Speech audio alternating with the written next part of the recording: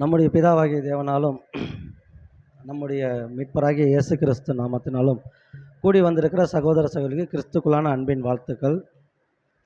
சகோதர அறிவித்த வண்ணமாக இன்றைக்கி பார்க்க போகிற பாடத்தோட தலைப்பு என்னன்னு பார்த்தீங்கன்னா, வரப்போகிற 5ஆம் உலக பேரரசு. இந்த பாடம் ஏற்கனவே நம்ம கேட்ட பாடம்தான். இந்த பாடம் நம்ம எப்போ கேட்டிருக்கிறோம்?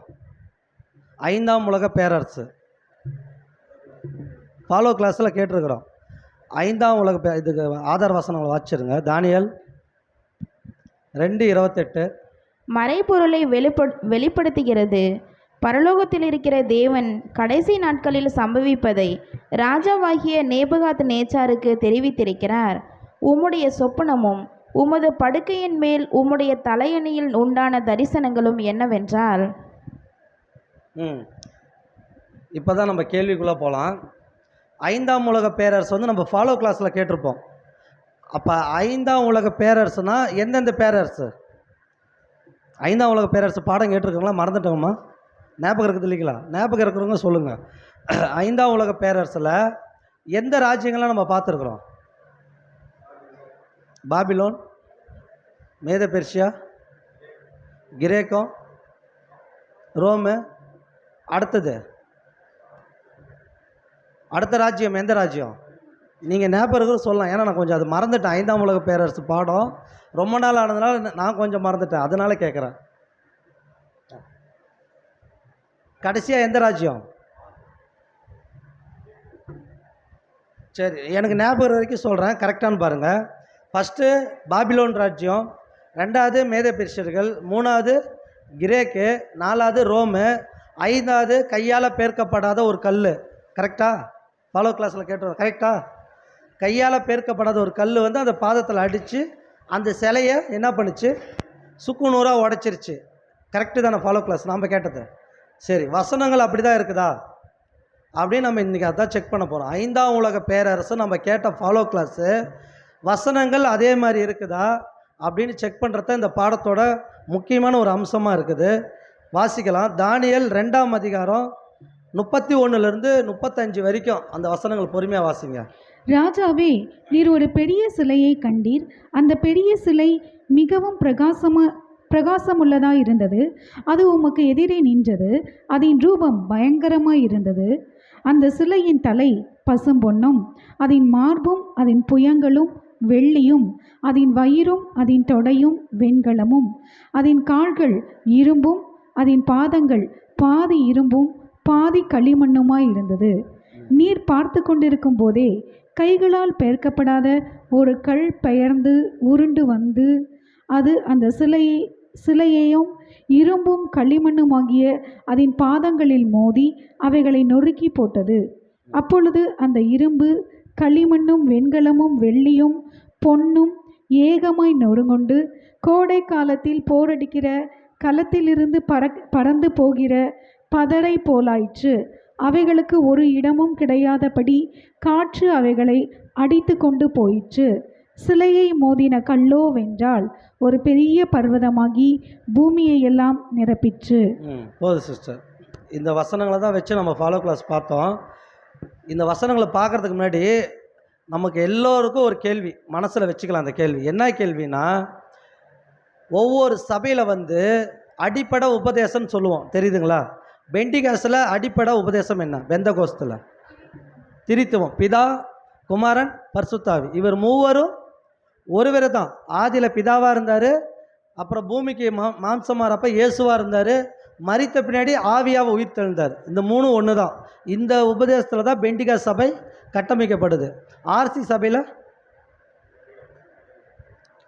சபையில் மரியாள் வழிபாடு, விக்கிரகம் எல்லாமே சேர்ந்துருக்கும். புனிதர்களை எல்லாருமே சேர்த்திருப்பாங்க. அப்போ இதெல்லாம் தான் கட்டமைக்கப்பட்டது ஆர்சிக்கும் கிறிஸ்துவத்துக்கு சம்மந்தம் இல்லை, அதை பார்த்துக்கலாம். இது ஆர்சி. இப்போ 2 பார்த்துட்டோம். அடுத்தது நம்மளே பார்ப்போம். நம்ம யார்? நம்மளை என்ன சொல்ல? பைபிள் ஸ்டூடெண்ட், வேத மாணவர்கள். சரி, பைபிள் ஸ்டூடெண்ட்டு யார் ஆரம்பித்தா முதல்ல? அவர் பேர் என்ன? Charles days Russell. இல்லைண்ணா, அதுதான் இப்போ நம்ம கேள்வியை வைக்க போகிறோம். நம்ம பைபிள் கிளாஸ் சொல்கிறோம், சார்லஸ் டேஸ் ரசல் தான் ஆரம்பித்தார். நாம் பைபிள் ஸ்டூடெண்ட்டா அப்படின்னு ஒரு கேள்வி கேட்டோம்னா யாரெல்லாம் சார்லஸ் டேஸ் ரசலோடைய உபதேசத்தில் இருக்கிறோமோ அவங்க தான் பைபிள் ஸ்டூடெண்ட்டு. ஏன்னு கேட்டிங்கன்னா, எப்படி பெண்டிகாஸுக்கு வந்து திரித்துவம் ஸ்ட்ராங்காக இருக்குதோ, ஆர்சிக்கு எல்லா கலப்படமும் ஸ்ட்ராங்காக இருக்குதோ, அதே மாதிரி தான் பைபிள் கிளாஸ், அதாவது பைபிள் ஸ்டூடெண்ட் நாங்கள் ரசல் குரூப்புன்னு சொல்கிறவங்க, ரசல் பிரதர் என்னென்ன கொடுத்தாரோ அந்த பேஸ் மட்டத்தில் இருக்கிறவங்க தான் பைபிள் ஸ்டூடெண்ட்டு. ஆனால் நம்மளுக்கு என்ன கேள்வினா, நம்ம அந்த உபதேசத்தில் இருந்தால் இதில் சொல்லப்பட்டதை நம்மளால் ஏற்றுக்க முடியாது. நீங்கள் சார்லஸ் ரசல் டே அவருடைய உபதேசத்தில் இருந்து அவர் கமெண்ட்ஸை படித்து அவர் சொல்கிறது சரிதான் நினச்சிங்கன்னா பைபிள் என்ன சொல்லுதோ அது உங்களுக்கு புரியாது. ஏன் அப்படின்னு கேட்டிங்கன்னா, நல்லா ஒன்று தெளிவாக புரிஞ்சுக்கணும். யார் ஒரு சபையை ஆரம்பிக்கிறாரோ அவர் சில உபதேச காரணத்தினால வேறு பிரிஞ்சு வெளியே வராங்க. வெளியில் வந்து தான் சபை கட்டமைக்கப்படுறாங்க. ஆனால் வேதம் என்ன சொல்லுதுன்னு கேட்டிங்கன்னா, வேதம் மட்டும்தான் உண்மை சொல்லுது. ஆராய்ச்சி பண்ணால் தான் தெரியும். நானும் மற்ற சகோதரரோ தன்னுடைய சொந்த கருத்தை வச்சா நீங்கள் ஏற்றுக்கக்கூடாது. அதனால தான் நான் என்ன சொல்கிறேன்னா, மீண்டும் சொல்கிற ரீசன் என்னென்னு கேட்டிங்கன்னா, நாம் பைபிள் ஸ்டூடெண்ட் அப்படின்னு யாரெல்லாம் ரசல் சொல்லது சரிதான் நினச்சிங்கன்னா, இப்போ இந்த கிளாஸில் நம்ம கண்டுபிடிக்க போகிறோம். ரசல் அவங்க எடுத்த குரூப்பு தான் இந்த 5ஆம் உலக பேரரசு. இது சரியாகுதா இல்லையான்னு பார்க்க போகிறோம். ஆனால் நம்ம எதை செக் பண்ணணும்னா, யார் பேசினாலும் முதல்ல வேதம் என்ன சொல்லுது, எந்த காலகட்டத்தை பற்றி பேசுது, யாரை பற்றி பேசுது அப்படின்னு சரியாக நீங்கள் புரிஞ்சுக்கிட்டீங்களா தான் நீங்கள் யாரோட உபதேசத்துலையும் இல்லை, தேவனுடைய உபதேசத்தில் இருக்கிறீங்கன்னு அர்த்தம். இல்லைன்னா நீங்கள் யாரையோ சார்ந்து இருக்கிறீங்கன்னு அர்த்தம். யாருனாச்சும் நீங்கள் சார்ந்து இருந்தீங்கன்னா நீங்கள் ஏமாற்றப்படுவீங்க. இது உண்மை. நீங்கள் ஏமாந்துருவீங்க. வேதத்தை மட்டும் நம்பினீங்கன்னா உங்களால் யாரும் ஏமாற்ற முடியாது. வேதம் தான் சரியாக இருக்குது. அதை தான் நம்ம பார்க்க போகிறோம். இப்போ படிக்கப்பட்ட இந்த வசனத்தில் என்ன சொல்லுதுன்னா, ஃபஸ்ட்லேருந்து ஸ்டார்ட் பண்ணுங்கள் சிஸ்டர். நிறுத்தி படிப்போம். ராஜாவே, நீர் ஒரு பெரிய சிலையை கண்டீர். அந்த பெரிய சிலை மிகுந்த பிரகாசமுள்ளதாய் இருந்தது. அது உமக்கு எதிரே நின்றது. அதன் ரூபம் பயங்கரமாய் இருந்தது. இப்போ நேபுகாத்நேச்சர் ஒரு கனவு கண்டுட்டாரு. அந்த கனவோட விளக்கம் தான் தானியேல் சொல்றாரு. நெக்ஸ்ட் அடுத்த வசனம் படிங்க. அந்த சிலையின் தலை பசும் பொன்னும், அதன் மார்பும் அதன் புயங்களும் வெள்ளியும், அதன் வயிறும் அதன் தொடையும் வெண்கலமும், அதன் கால்கள் இரும்பும், அதன் பாதங்கள் பாதி இரும்பும் பாதி களிமண்ணுமாய் இருந்தது. போதும் சிஸ்டர். இப்போ இந்த வசனம் அடுத்த முன்னாடி போடுங்க 2ல். இப்போ பார்க்குறப்ப அந்த சிலை எப்படி இருந்துச்சுன்னா, தலை பசும் பொண்ணு. இது நீங்கள் நல்லா நோட் பண்ணிக்கோங்க. தலை வந்து பசும் பொண்ணு. அடுத்தது மார்பகம் எதில் இருந்துச்சு? மார்பகம் வெள்ளி. அடுத்தது தொடை வெண்கலம். அடுத்தது படிங்க. அதன் கால்கள், அந்த கால்கள் என்ன பண்ணுன்னா இரும்பு. அதன் பாதங்கள், இப்போ எத்தனை படிச்சிட்டோம்? ஃபஸ்ட்டு பொண்ணு, அடுத்தது வெள்ளி, அடுத்தது வெண்கலம், அடுத்தது இரும்பு, இப்போ களிமண்ணும் இரும்பு. 5 இதில் வந்துருச்சா? ஆனால் ஃபாலோ கிளாஸில் என்ன சொன்னாங்க நம்மளுக்கு? 5ஆம் பேரரசு யார்? கையால் பேர்க்கப்படாத, அப்படி தானே சொன்னாங்க? இல்லை நான் தப்பாக சொல்லிட்டேனா? எப்படி சொன்னாங்க? அதான் மறைஞ்சிச்சு. அதனால தான் உங்களுக்கு ஞாபகம் இருந்தால் நீங்கள் வச்சுக்கோங்க. கையால் பேர்க்கப்படாத ஒரு கல் வந்து மோதும் அப்படின்னாங்க. ஆனால் வசனம் கிளியராக சொல்லுது, 5 பேரரசு எங்கே தான் இருக்குது? அந்த சிலை இருந்தால் போடுங்கும்போது அந்த பிட்டாக சொன்னால அந்த தலை இதெல்லாம். இப்போ அந்த 5 உலக பேரரசு எதில் தான் இருக்குதுன்னு கேட்டிங்கன்னா, அந்த சிலையில் தான் இருக்குது. கையால் பேர்க்கப்படாத கல்லை பற்றி இங்கே பேசலை. பாருங்கள், பாபிலோன் ராஜ்யம் ஃபஸ்ட்டு நேபுகாத்நேச்சர். ஓகேங்களா? இங்கே வசனம் போட்டு 38 படிங்க. அதில் 38, தானியேல் 2:38. சகல இடங்களிலும் உள்ள மனுபுத்திரரையும் வெளியின் மிருகங்களையும் ஆகாயத்து பறவைகளையும் அவர் உமது கையில் ஒப்பு கொடுத்து உம்மை அவைகளை எல்லாம் ஆளும்படி செய்தார். பொன்னான அந்த தலை நீரே. பொன்னான அந்த தலை நீரே. இது பாபிலோன் ராஜ்யம். அடுத்த ஸ்லைட் போடுங்க. இது பாருங்க, மேதே பெர்ஷியர்கள் 2வது ராஜ்யம். 39 படிங்க. உமக்கு பிறகு உமக்கு கீழ்த்தரமான வேறொரு ராஜ்யம் தோன்றும். பின்பு பூமியை எல்லாம் ஆண்டு கொள்ளும் வெண்கலமான 3ஆம் ராஜ்யம் ஒன்று எழும்பும். இந்த 3ஆம் ராஜ்யன்றது இதே வசனத்தில் கீழ்ப்பகுதி. ஓகேங்களா? இந்த வசனத்தை நீங்கள் 2ஆக பிரித்து படித்தா தான் புரியும். உமக்கு பின்னாடி பாருங்கள், உமக்கு பிறகு உமக்கு கீழ்த்தனமான வேறு ராஜ்யம் தோன்றும். ஓகேங்களா? தோன்றும். இது யாருன்னு கேட்டிங்கன்னா, இதுதான் மேதே பெர்ஷியர்கள். அதுக்கு கீழே வசனம் என்ன சொல்லுதுன்னா, பூமியெல்லாம் ஆண்டு கொள்ளும் வெண்கலமான மூன்றாம் ராஜ்யம். இதில் 3 ராஜ்யம் கொடுத்துட்டாருங்களா? அடுத்த ஸ்லைட் போடுங்க. இது கிரேக் ராஜ்யம், 3ஆம் ராஜ்யம். ஓகேங்களா? அதே வசனம் தான் உமக்கு கீழேன்னு. அடுத்தது போடுங்க ஸ்லைடு. அடுத்தது 4வது ரோம் ராஜ்யம். அதில் 40 படிங்க.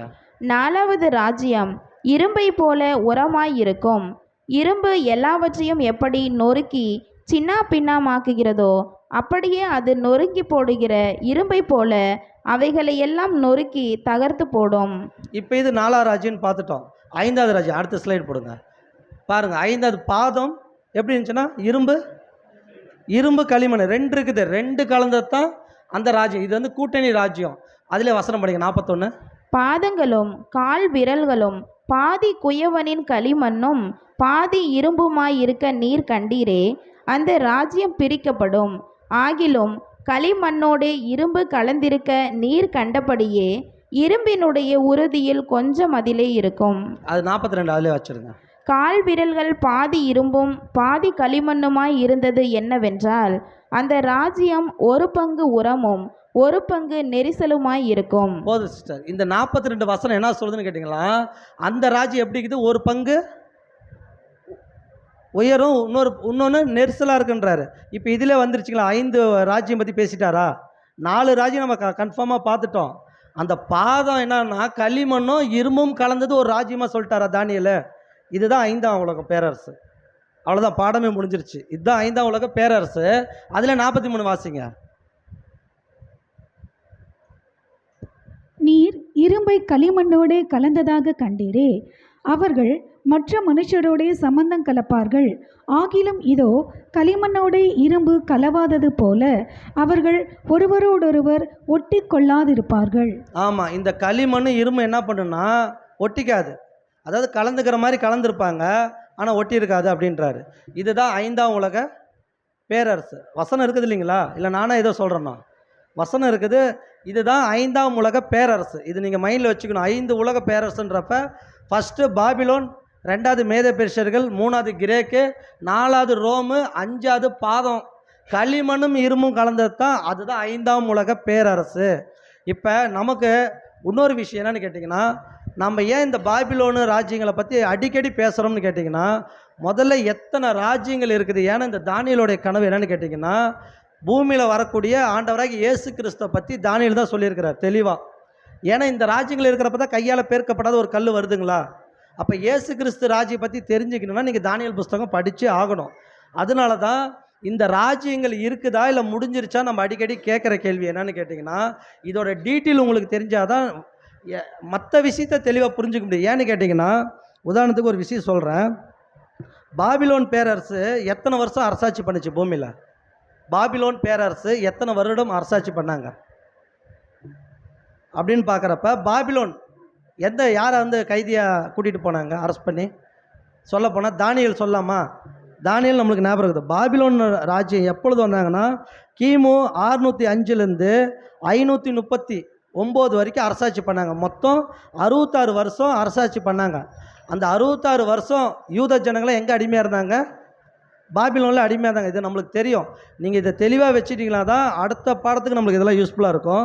மொத்தம் 66 வருஷம் நல்லா மைண்டில் வச்சுக்கணும். 66 வருஷம் அரசாட்சி பண்ணிட்டாங்க. அதுக்கப்புறம் யார் வரா? அடுத்த ராஜ்யம் யார் வரா? மேதே பெர்ஷியர்கள்.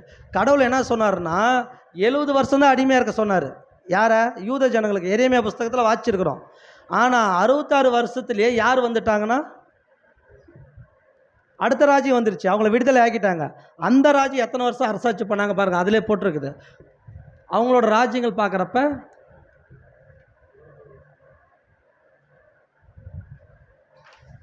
மேதே பெர்ஷியர்கள் பார்த்திங்கன்னா கிமு 539 உள்ளே வந்துட்டாங்க. 332 வரைக்கும் ஆட்சி செஞ்சாங்க. மொத்தம் 207 வருஷம் அவங்க ஆட்சி செஞ்சுருக்கிறாங்க. அடுத்தது பார்க்குறப்ப எந்த பேரரசுனா கிரேக்க பேரரசு. இவங்க கிமு 332 உள்ளே வந்தாங்க. கிமு 63 வரைக்கும் ஆட்சி பண்ணியிருக்கிறாங்க. யார்? இந்த கிரேக்க பேரரசு. அடுத்த பேரரசு யாருன்னு கேட்டால் ரோமு. இவங்க கிமு 63 உள்ளே வந்தாங்க. கிபி 476 தான் அவங்களோட ஆட்சி முடிஞ்சிச்சு. இப்போ பாபிலோன் ராஜ்யத்தை முடிவுக்கு கொண்டு வந்தது யார்?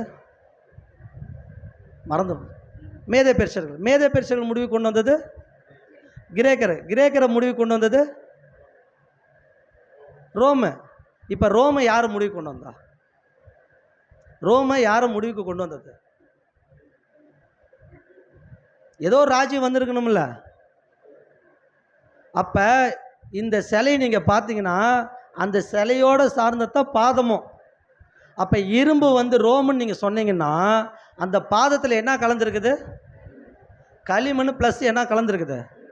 இரும்பு ரோமுன்னா அப்போ அந்த இரும்பு பாதத்தில் இருக்குதானே. இப்போ அந்த ரோம் ராஜ்யம் இருக்குதா? போன பாடத்தில் கேட்டதா. இப்போ ரோம் ராஜ்யம் இருக்குதா? இல்லை. அப்போ அந்த சிலையோட கனவு முடிஞ்சிருக்கணும்ல, கர்த்தரோட ராஜ்யம் வந்திருக்கணும்ல. நீங்கள் இந்த மைண்டில் வச்சுக்கிட்டா தான் வெளிப்படுத்தின புஸ்தகமே புரியும், இல்லைன்னா புரியாது. அப்போ இந்த பாதத்தோட ராஜ்யம் ஸ்டார்ட் ஆயிடுச்சா? நீங்கள் தெளிவாக சொல்லலாம், ஸ்டார்ட் ஆயிடுச்சா? சரி, இன்னொரு கேள்வி நான் கேட்குறேன். ஒவ்வொரு ராஜ்யங்களை பற்றி பார்த்தோம். 200 வருஷம் இந்த மாதிரி அரசாட்சி பண்ணாங்க. இந்த பாதத்துக்கு கொடுக்கப்பட்ட வருடங்கள் இருக்கும்ல, அது எத்தனை வருடங்கள் வேதத்தில் கொடுக்கப்பட்டிருக்குதா? இப்போ நம்ம ரோமு பார்க்குறப்ப ரோம் எத்தனை வருஷம் அரசாட்சி பண்ணாங்கன்னு கேட்குறப்ப எத்தனை வருஷம் சொன்னோம்? 539 வருஷம் ராஜ்யபாரம் பண்ணிட்டாங்கன்னு நம்ம பார்த்தோம். அதே மாதிரி தான் ஒவ்வொரு ராஜ்யங்களும் பண்ணிச்சு. அப்போ இந்த களிமண் இரும்புக்கும் ஒரு வருஷங்கள் கொடுக்கப்பட்டிருக்கணும்ல, அது எத்தனை வருஷம்? அது நம்ம பார்க்கணும், கண்டிப்பாக இதை நம்ம பார்க்கணும். ஏன்னு கேட்டிங்கன்னா இந்த இரும்பும் களிமண் இருக்கிறப்ப தான் கையால் பேர்க்கப்படாத ஒரு கல் வந்து மோதினுச்சு, இந்த சிலையை உடைச்சிச்சு நம்ம படிக்கிறோம். அந்த கல் யாருன்னு கேட்குறப்ப அது கடவுள் கிறிஸ்துவோட ராஜ்யம்னு பார்த்தோம். கிறிஸ்துவோட ராஜ்யம் எத்தனை வருஷம்? 1000 ஆண்டு அரசாச்சு. இப்போ இதெல்லாம் நம்மளுக்கு தெளிவாக தெரியுது. கிறிஸ்துவோட ராஜ்யம் 1000 ஆண்டுன்னு சொல்கிறோம். ஏன் இந்த களிமண்ணும் பாதத்தோட ராஜ்யத்தை பற்றி நம்மளுக்கு தெரியல? அப்போ வேதத்தில் கொடுக்கப்படலையா அப்படின்னு நம்ம ஒரு கேள்வி கேட்குறப்ப ஒரு வசனங்களை வாசிச்சிடலாம். தானியேல் 9:29.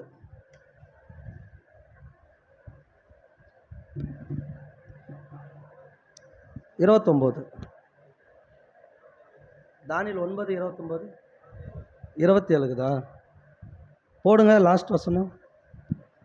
அவர் ஒரு வாரம் அளவும் படிங்க சிஸ்டர். அவர் ஒரு வாரம் அளவும் அநேகருக்கு உடன்படிக்கையை உறுதிப்படுத்தி அந்த வாரம் பாதி சென்றபோது பலியையும் காணிக்கையும் ஒழிய பண்ணுவார். அருவருப்பான செட்டைகளோட பாழாக்குகிறவன் வந்து இறங்குவான். நிர்ணயிக்கப்பட்டிருக்க நிர்மூலம் பாழாக்குகிறவன் மேல் தீரு மட்டும் சொரியும் என்றான். இந்த வசனம் ஆர்சி பைபிள் படிங்க சிஸ்டர், அப்போ தான் புரியும். ஏன்னா அவர் இல்லை, அவன் என்ன பண்ணுறான்னா ஒரு வாரம் அளவுக்கும் அநேகரோட உடன்படிக்கை படிங்க பாரு, போட்ட டிஸ்பிளேல போட்டுக்கிறார் பாருங்க. ஒரு வாரம் அவன் பலரோட உடன்படிக்கை செய்து கொண்டு அரசாள்வான். போது சிஸ்டர், அவன் ஒரு வாரம். இந்த ஒரு வாரம் எத்தனை வருஷம்? ஒரு வாரம்னா எத்தனை நாள்? 7 நாள். அப்போ அந்த 7 நாள் எத்தனை வருஷமாக மாறுது? அந்தி கிறிஸ்துக்கு எத்தனை வருஷம் ராஜ்யம்? 7 வருஷம். அதுதான் நம்ம தானியேலில் பார்த்தோம், போன பாடத்துலாம் பார்த்தோமே. 7 நாள் அநேகரோட என்ன பண்ணால் உடன்படிக்கை கொண்டு வரான். அப்படின்னா 7 நாள்னா ஒரு நாள்னா ஒரு வருஷம்.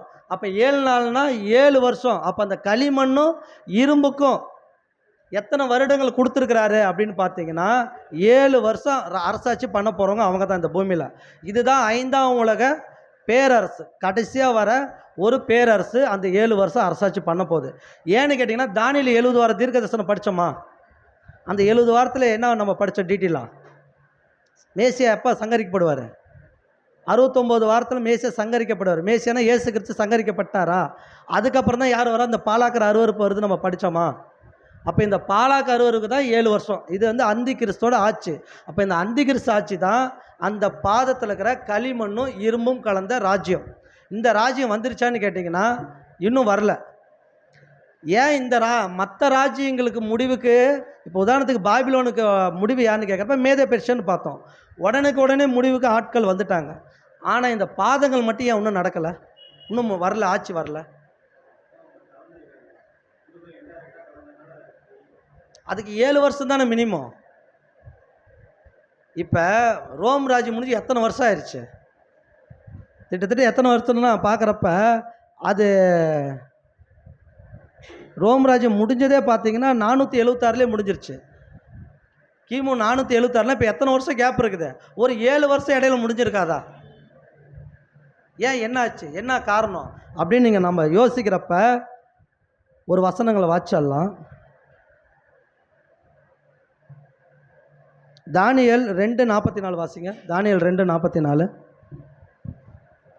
அந்த ராஜாக்களின் நாட்களிலே பரலோகத்தின் தேவன் என்றைக்கும் அழியாத ஒரு ராஜ்யத்தை எழும்ப பண்ணுவார். அந்த ராஜ்யம் வேறே ஜனத்துக்கு விடப்படுவதில்லை. ஒரு கல் கையால் பெயர்க்கப்படாமல் மலையிலிருந்து பெயர்ந்து உருண்டு வந்து இரும்பையும் வெண்கலத்தையும் களிமண்ணையும் வெள்ளியையும் பொன்னையும் நொறுக்கினதை நீர் கண்டீரே. அப்படியே அது அந்த ராஜ்யங்களையெல்லாம் நொறுக்கி நிர்மூலமாக்கி தானோ என்றென்றைக்கும் நிற்கும். இப்போ இந்த வசனங்கள் படிக்கிறப்ப இதுதான் என்ன ராஜ்யம்னு சொன்னோம்? கிறிஸ்துவோட ராஜ்யம். அப்போ இந்த சிலையெல்லாம் நொறுக்கிட்டு கிறிஸ்துவோட ராஜ்யம் தான் என்ன ஆகுனா 1000 ஆண்டு அரசாட்சி பண்ணுறாருன்னு நம்ம பார்த்துட்டோம். இதே இன்னொரு வசனங்களை வாசிக்கலாம். வெளிப்படுத்தல் 13ஆம் அதிகாரம் 1ஆம் வசனம் வாசிங்க. பின்பு நான் கடற்கரை மண்ணில் மேல் நின்றேன். அப்பொழுது சமுத்திரத்திலிருந்து ஒரு மிருகம் எழும்பி வர கண்டேன். அதற்கு 7 தலைகளும் 10 கொம்புகளும் இருந்தன. அதன் கொம்புகளின் மேல் 10 முடிகளும் அதன் தலைகளின் மேல் தூஷணமான நாமமும் இருந்தன. அப்படியே 2 அது கீழே வச்சிருக்கேன். நான் கண்ட மிருகம் சிறுத்தையைப் போல் இருந்தது. அதன் கால்கள் கரடியின் கால்களைப் போலவும் அதன் வாய் சிங்கத்தின் வாயைப் போலவும் இருந்தன. வலு சர்ப்பமானது தன் பலத்தையும் தன் சிங்காசனத்தையும் மிகுந்த அதிகாரத்தையும் அதற்கு கொடுத்தது. இதே மாதிரி வசனம் நம்ம பழைய ஏற்பாட்டில் படிச்சிருக்கிறோமா? எங்கே படிச்சிருக்கிறோம்? தானியேல். அதையும் படிச்சிருங்க. தானியேல்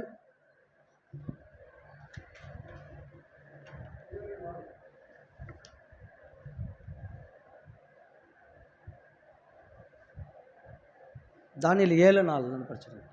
முந்தினது சிங்கத்தை போல இருந்தது. அதற்கு கழுகின் செட்டைகள் உண்டாயிருந்தது. நான் பார்த்து கொண்டிருக்கையில் அதன் இறகுகள் பிடுங்கப்பட்டது. அது தரையிலிருந்து எடுக்கப்பட்டு மனுஷனைப் போல 2 காலின் மேல் நிமிர்ந்து நிற்கும்படி செய்யப்பட்டது. அப்படியே 3 படிச்சிருங்க. மனுஷ இருதயம் அதற்கு கொடுக்கப்பட்டது. 3வது வசனம்.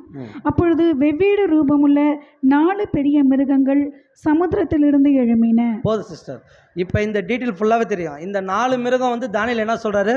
ஃபஸ்ட்டு மிருகம் என்ன சொல்கிறாரு? சிங்கம். அடுத்தது சிறுத்தை. அடுத்தது சிங்கம், கரடி, சிறுத்தை. அடுத்தது என்னன்னு ஒரு மிருகம் தெரியலன்றாரு. 4வது மிருகம். அந்த மிருகத்துக்கு என்னென்னா 10 கொம்புகள் இருந்துச்சுன்றார். அந்த மிருகத்துக்கு தான் 10 கொம்பு இருந்துச்சு. மற்ற மிருகத்துக்கு ஏன்னாச்சும் கொம்பு இருந்துச்சு சொன்னாரா? லாஸ்ட் மிருகத்தில் ஒரு 10 கொம்பு இருக்குது. இது நீங்கள் மைண்டில் வச்சுக்கோங்க. லாஸ்ட்டான மிருகத்தில் 10 கொம்பு. அப்போ இங்கே சிங்கம், கரடி, சிறுத்தை இதெல்லாம் பார்த்துட்டோம். அதே தான் வெளிப்படத்தில் படித்தோம். யார் கனவு கன்றா? யோவான். அப்போ யோவான் கனவு கண்டாரு. அந்த மிருகம் எங்கேருந்து வருதுன்னா கடற்கரை மணலேருந்து வருது. அதே மாதிரி தான் தானியேல் புஸ்தகத்திலும் படிக்கிறோமா? கடற்கரை மணல்னால் யாரை பற்றி சொல்லுவோம்? யார்? ஆமாங்க. அதே தானியேலில் படிக்கிறப்ப அந்த வசனம் ஃபஸ்ட்டு வாசிங்க. அதுக்கு மேலே அதுவும் சமுத்திரம் தான். நீங்கள் வெளிப்படத்துலையும் படிச்சிக்கலாம், அதுவும் அப்படி தான் வரும். அப்போ ரெண்டுமே ஒன்றா தான். தானியேல் என்ன கண்டாரோ அதே தான் யோவானுடைய காலத்தில் வெளிப்படுத்துகிறாரு. அப்போ 2 சம்பவமும் ஒன்று தான். அப்போ தானியேல் என்ன பார்த்தாரு, இவர் என்ன பார்த்தாரு, நம்ம இனிமேல் டீட்டெயிலாக பார்க்க போகிறோம். அதனால தான் உங்களுக்கு நான் என்ன காட்டணும்னா, தானியேலில் பார்த்த சிங்கமும் கரடி, சிறுத்தை என்னன்னு சொல்ல முடியாது, மிருகம் 4 பார்த்தோமா? அதே மாதிரி தான் யோவானில் வெளிப்படுத்தல் 13:1 வாசிக்கிறப்ப படிங்க சிஸ்டர். வெளிப்படுத்தல் 13:1. பின்பு நான் கடற்கரை மணலின் மேல் நின்றேன். அப்பொழுது சமுத்திரத்திலிருந்து ஒரு மிருகம் எழும்பி வர கண்டேன். அதற்கு 7 தலைகளும் 10 கொம்புகளும் இருந்தன. அதன் கொம்புகளின் மேல் 10 முடிகளும் அதன் தலைகளின் மேல் தூஷணமான நாமமும் இருந்தன. அது கீழே படிங்க. நான் கண்ட மிருகம் சிறுத்தையைப் போல் இருந்தது. அதன் கால்கள் கரடியின் கால்களைப் போலவும் அதன் வாய் சிங்கத்தின் வாயைப் போலவும் இருந்தன. வலு சர்ப்பமானது தன் பலத்தையும் தன் சிங்காசனத்தையும் மிகுந்த அதிகாரத்தையும் அதற்கு கொடுத்தது. இப்போ புரிஞ்சுங்களா? அதே கனவு தான் இங்கேயும் வருது. அதே தான் இவரும் பார்க்குறாருன்னு பார்க்குறோம். இப்போ நமக்கு என்ன கேள்வினா, யோவானுக்கிட்ட கடவுள் வெளிப்படுத்துகிறாரு, ஆண்டவரை இயேசு கிறிஸ்து வெளிப்படுத்துகிறாரு. எதுக்கு தானியேலுக்கிட்ட சொன்ன அதே கனவு யோவானுக்கு வரணும்? நம்ம கேட்கணும்ல. அப்போ தானியேல் இருந்தது பழைய ஏற்பாடு, யோவான் இருந்தது புதிய ஏற்பாடு காலம். இப்போ தானியேல் புஸ்தகத்தில் பார்க்குறப்ப எங்கேனாச்சும் ஸ்திரீன்னு போட்டிருக்குதுங்களா? ஸ்திரீன்னு எங்கேனாச்சும் போட்டிருக்குதா? ராஜ்யங்கள் மட்டும்தான் போட்டிருக்கோம். அப்போ இந்த இடத்துல படிக்கிறப்ப யார் வராங்கன்னு பார்க்குறப்ப ஒரு வசனங்களை வாசிச்சிடலாம். அப்படியே தொடர்ச்சி அதிலே வாசிங்க சிஸ்டர். 3வது வசனங்களாங்கிறது. ம் அதன் தலைகளில் ஒன்று சாவுக்கேதுவாய் காயப்பட்டிருக்க கண்டேன். ஆனாலும் சாவுக்கேதுவான அந்த காயம் சுஸ்தமாக்கப்பட்டது. பூமியில் உள்ள யாவரும் ஆச்சரியத்தோடே அந்த மிருகத்தை பின்பற்றி அந்த மிருகத்திற்கு அப்படிப்பட்ட அதிகாரம் கொடுத்த வலு சர்ப்பத்தை வணங்கினார்கள். அல்லாமலும் மிருகத்திற்கு ஒப்பானவன் யார், அதனோடு யுத்தம் பண்ணத்தக்கவன் யார் என்று சொல்லி மிருகத்தையும் வணங்கினார்கள். போதும் சிஸ்டர். இப்போ மிருகம்னு வரப்போ புதிய ஏற்பாட்டில் அது ராஜ்யங்களே குறிக்கும். ஏன்னா தானியேலில் பார்த்துட்டோம், பைபிளில் புதிய ஏற்பாட்டில் அது வெளிப்படுத்தல மிருகம்னு வந்துச்சுன்னா நீங்கள் கன்ஃபார்ம் பண்ணிக்கலாம், அது ராஜ்யங்களை பற்றி பேசியிருக்கோம். இப்போ இந்த ராஜ்யம் தான் எந்த ராஜ்யம்னு கேட்குறப்ப இந்த மிருகத்துக்கு எப்படி இருந்துச்சுன்னா, கடைசியாக ஒரு மிருகம் இருந்துச்சு, அது 10 கொம்பு இருந்துச்சுன்னு இதிலே படித்தோம், வெளிப்படத்திலே படித்தோங்களா. இப்போ இன்னொரு விஷயம் என்னென்னு கேட்குறப்ப இன்னொரு வசனங்களை வாசிச்சிடலாம். வெளிப்படுத்தல் 13:16. மிருகத்தின் முன்பாக அந்த அற்புதங்களை செய்யும்படி தனக்கு கொடுக்கப்பட்ட சத்துவத்தினாலே பூமியின் குடிகளை மோசம் போக்கி பட்டயத்தினாலே காயப்பட்டு பிழைத்த மிருகத்திற்கு ஒரு சொரூபம் பண்ண வேண்டுமென்று பூமியின் குடிகளுக்கு சொல்லிற்று. அது கீழே படிச்சிருங்க. அதே 14. மேலும் அம்மிருகத்தின் சொரூபம் பேசத்தக்கதாகவும் மிருகத்தின் சொரூபத்தை வணங்காத யாவரையும் கொலை செய்யத்தக்கதாகவும் மிருகத்தின் சொரூபத்திற்கு ஆவியை கொடுக்கும்படி அதற்கு சத்துவம் கொடுக்கப்பட்டது. ஆமாம். இப்போ இந்த மிருகத்தை பற்றி இன்னொரு விஷயம் சொல்கிறாரு. வெளிப்படுத்தல் 13:16 வாசிங்க. 16-17. அது சிறியோர் பெரியோர் ஐஸ்வர்யவான்கள் தரித்திரர் சுயாதீனர் அடிமைகள் இவர்கள் யாவரும் தங்கள் தங்கள் வலது கைகளிலாவது நெற்றிகளிலாவது ஒரு முத்திரையை பெறும்படிக்கும் அந்த மிருகத்தின் முத்திரையாவது அதன் நாமத்தையாவது அதன் நாமத்தின் இலக்கத்தையாவது தரித்து கொள்ளுகிறவன் தவிர வேறு ஒருவனும் கொல்லவும் விற்கவும் கூடாதபடிக்கும் செய்தது. ஆமாம். இந்த வசனம் என்ன சொல்லுதுன்னு கேட்டிங்கன்னா 16ல் அந்த மிருகத்துக்கு ஒரு முத்திரை கொடுக்கப்படுதான். அந்த முத்திரை யாரெல்லாம் போடுவாங்கன்னா அது சிறியோர், ஃபஸ்ட்டு பாருங்கள், சிறியோர் பெரியோர் ஐஸ்வர்யவான்கள் தரித்திரர் சுயாதீனர் அடிமைகள் இவர்கள் யாவரும் தங்கள் தங்கள் வலது கையிலாவது நெற்றிகளாவது ஒரு முத்திரையை பெரும்படிக்கு அப்படின்னு இந்த வசனம் இருக்குது. இப்போ இந்த முத்திரை பற்றி தான் நிறையா பேச்சு பேசிகிட்டு இருக்கிறாங்க. ஒன்று ஆதார் கார்டுன்னு சொல்கிறாங்க, இன்னொன்று பேன் கார்டு, அது இதுன்னு சொல்கிறாங்க. அடுத்தது இப்போ ஒரு விஷயம் என்னென்னு கேட்டிங்கன்னா, ஜெர்மனின்னு நினைக்கிறேன். ஜெர்மனியில் ஒரு நாட்டில் ஒரு பெரிய கம்பெனி, அந்த கம்பெனியில் இங்கே சிப்பு வச்சுருவாங்க. இது வந்து உண்மை, சிப்பு வச்சுருவாங்க. அவங்க போய் அந்த மிஷின்கிட்ட காட்டினாலே போதும், ரேகெல்லாம் வைக்க தேவையில்ல. அந்த மாதிரி ஒரு கம்பெனியில் பண்ணியிருக்கிறாங்க.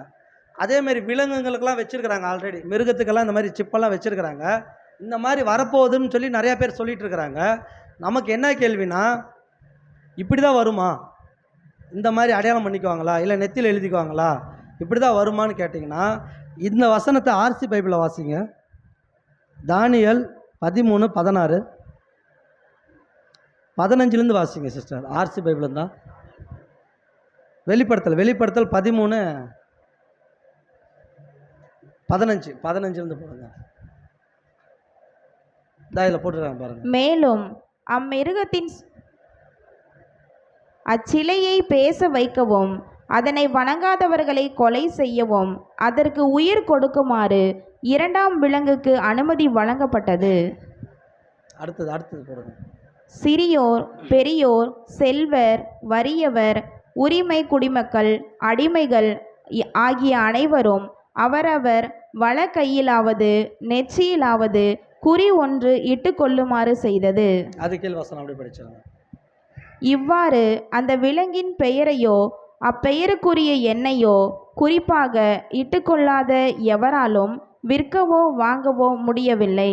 இங்கே வசனம் என்ன சொல்லுதுன்னா, அது நல்லா தெளிவாக பாருங்கள். அந்த மிருகத்தோட பெயரை தான் என்ன பண்ணி வைக்கிறாங்கன்னு பாருங்கள். இவ்வாறு அந்த விலங்கின் பெயரை, அந்த மிருகத்தோட பெயர் தான் அந்த பெயருக்குரிய எண்ணா மாற்றுறாங்க. இப்போ உதாரணத்துக்கு ஒரு பேர் வருதுன்னு வச்சுக்கோங்க, அந்த பேர் தான் என்ன மாறுது. ஓகேங்களா? நாம் நினைக்கிற மாதிரி ஏதோ ஒரு இதாக சிப்பு மாதிரி வைக்கிறாங்க, அப்படி கிடையாது. உதாரணத்துக்கு ராஜான்னு என் பேர் இருக்குதுன்னா, அந்த ராஜா பேருக்குள்ளே தான் அது என்ன மாற்றுறாங்க. அப்படி மாற்றப்பட்ட எண்ணு தான் அந்த எண்ணோட நம்பர் என்ன, அந்த நம்பர் என்ன 666 666 தான் அந்த எண்ணு. கடைசி அந்த வசனம் படிங்க, கடைசி வசனம் அதில் 18. இதிலே ஞானம் விளங்கும். அந்த மிருகத்தின் இலக்கத்தை புத்தியுடையவன் கணக்கு பார்க்க கடவன். அது மனுஷருடைய இலக்கமாயிருக்கிறது. அதனுடைய இலக்கம் 666. இதே இந்த பைபிளில் படிச்சிருங்க, ஆர்சியில் மேலே டிஸ்பிளேல பாருங்க. இதை புரிந்து கொள்ள ஞானம் தேவை. புரிந்து கொள்ளும் ஆற்றல் கொண்டோர் அவ்விலங்குக்குரிய எண்ணை கணித்து புரிந்து கொள்ளட்டும். அந்த எண் ஓர் ஆளை குறிக்கும். அது 666. ஆமாம், இந்த வசனத்தில் பார்த்தீங்கன்னா முதல்ல இதை புரிஞ்சு கொள்ளணும்னா என்ன வேணும்னு கேட்குறாரு, ஞானம் வேணும். இதை புரிஞ்சுக்கிறதுக்கு முதல்ல உங்களுக்கு அறிவு வேணும். அதேமாதிரி சொல்கிறாரு கீழே பார்த்தீங்கன்னா கடைசியாக போட்டிருக்க மாதிரி வசனம், அது என்ன, நான் புரிந்து கொள்ள அந்த எண்ணுனா ஒரு ஆளை குறிக்குன்றாரு. ஆனால் நாம் நினச்சிக்கிறோம் 3 6 போட்டிருப்பானுங்க, இல்லை ஒரு சிப்பு குத்திடுவானுங்க, அப்படியெல்லாம் கிடையாது. அந்த எண்ணு என்னன்னு கேட்டிங்கன்னா அந்த நபருடைய பெயரை தான் அது என்ன மாறுன்னு கேட்டாங்க. அது நாமளே சொன்னோம், அந்த என்னுடைய பேர் பார்க்குறப்ப 6636. இப்போ வேதத்தில் 6ன்னு சொல்லப்பட்டால் எதை சொல்லுவோம்? பைபிளில் 6ன்னா யாரை சொல்லுவோம்? 6ஆம் நாள் யாரை படித்தார்? நம்மளே தானே படித்தார், மனுஷனை தானே படித்தார். அதே தான் வசனம் சொல்லுது. அது ஒரு ஆளை குறிக்கும். ஆர்சி பைபிளில் பார்த்தங்களா, அது ஒரு ஆளை குறிக்கும். அந்த ஆள் யாருன்னு கேட்டால் 666. 6ன்னா ஆதாம சிருஷ்டிக்கப்பட்ட நாள்னு நம்ம சொல்லுவோம், ஆதாம் உண்டாக்கப்பட்ட நாள். அப்போ 66ன்றப்ப 3 நபர்களா? அப்போ 3 ஆள் வராங்களா அப்படின்னு நம்மளுக்கு ஒரு கேள்வி வரும். இது நம்ம பைபிள் ஸ்டூடெண்ட்டில் தான் கற்றுக்கொண்டோம். எப்படின்னு கேட்டிங்கன்னா, இந்த உலகம் எதோட கண்ட்ரோலாக இருக்குது? இந்த உலகம் எதில் நின்றுட்டு இருக்குது இப்படி சொல்லலாம். 4 தூணுன்னு சொன்னாங்களா, உலகமே 4 தூணில் நிற்குது. அந்த 4 தூண் என்னென்ன தூணு? சத்தமோட சொல்லுங்கள். 1 பொருளாதாரம், சமுதாயம், மதம், அரசியல். இந்த 4ல் தானே நிற்குதுன்னாங்க. நம்மளோட கேள்வி ஒன்று தான். பொருளாதாரம்னா என்ன சொல்லலாம்? பொருளாதாரம்லாம் எல்லாமே பணம் கிணம் எல்லாமே பொருளாதாரம் வச்சுக்கலாம். மதம்னா கிறிஸ்துவ மதம், முஸ்லீம் மதம், இந்து மதம் வச்சுக்கலாம். அடுத்தது என்னது? அரசியல் இல்லாமல் உலகமே இல்லை. அடுத்தது என்ன சொல்லி கொடுத்தாங்க? சமுதாயம்னா என்ன அர்த்தம்?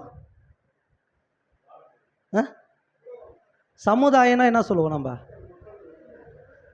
அரசியல மக்கள் வந்துடுறாங்களே, சொசைட்டிக்கு என்ன சொல்லுவோம்? சிம்பிளாக சொன்னால் ஜாதி தானே சொல்லுவோம். ஏன் சமூகனால சமூகம் கட்டமைக்கப்படுகிறது. இப்போ நம்மளுக்கு ஒரு கேள்வி, இந்த உலகம் எதில் தான் இருக்குதுன்னு கேட்டிங்கன்னா 4ல் கிடையாது. ஏன்னு கேட்டிங்கன்னா அமெரிக்காவில் போனால் சமூகம்னு சொன்னால் ஏற்றுக்குவானா? அங்கே வெள்ளையும் கருப்பும் தானேங்கிறான். இந்தியாவில் இல்லை, அதுக்கு தான் ரீசன் சொல்லிடுறேன். இது எதில் அடங்குன்னு பார்த்தீங்கன்னா, முதல்ல ஒரே விஷயந்தான், பொருளாதாரன்றப்ப எல்லாத்துலேயும் அடங்கிடும். பொருளாதாரன்றப்ப எல்லாம் வந்துடும்.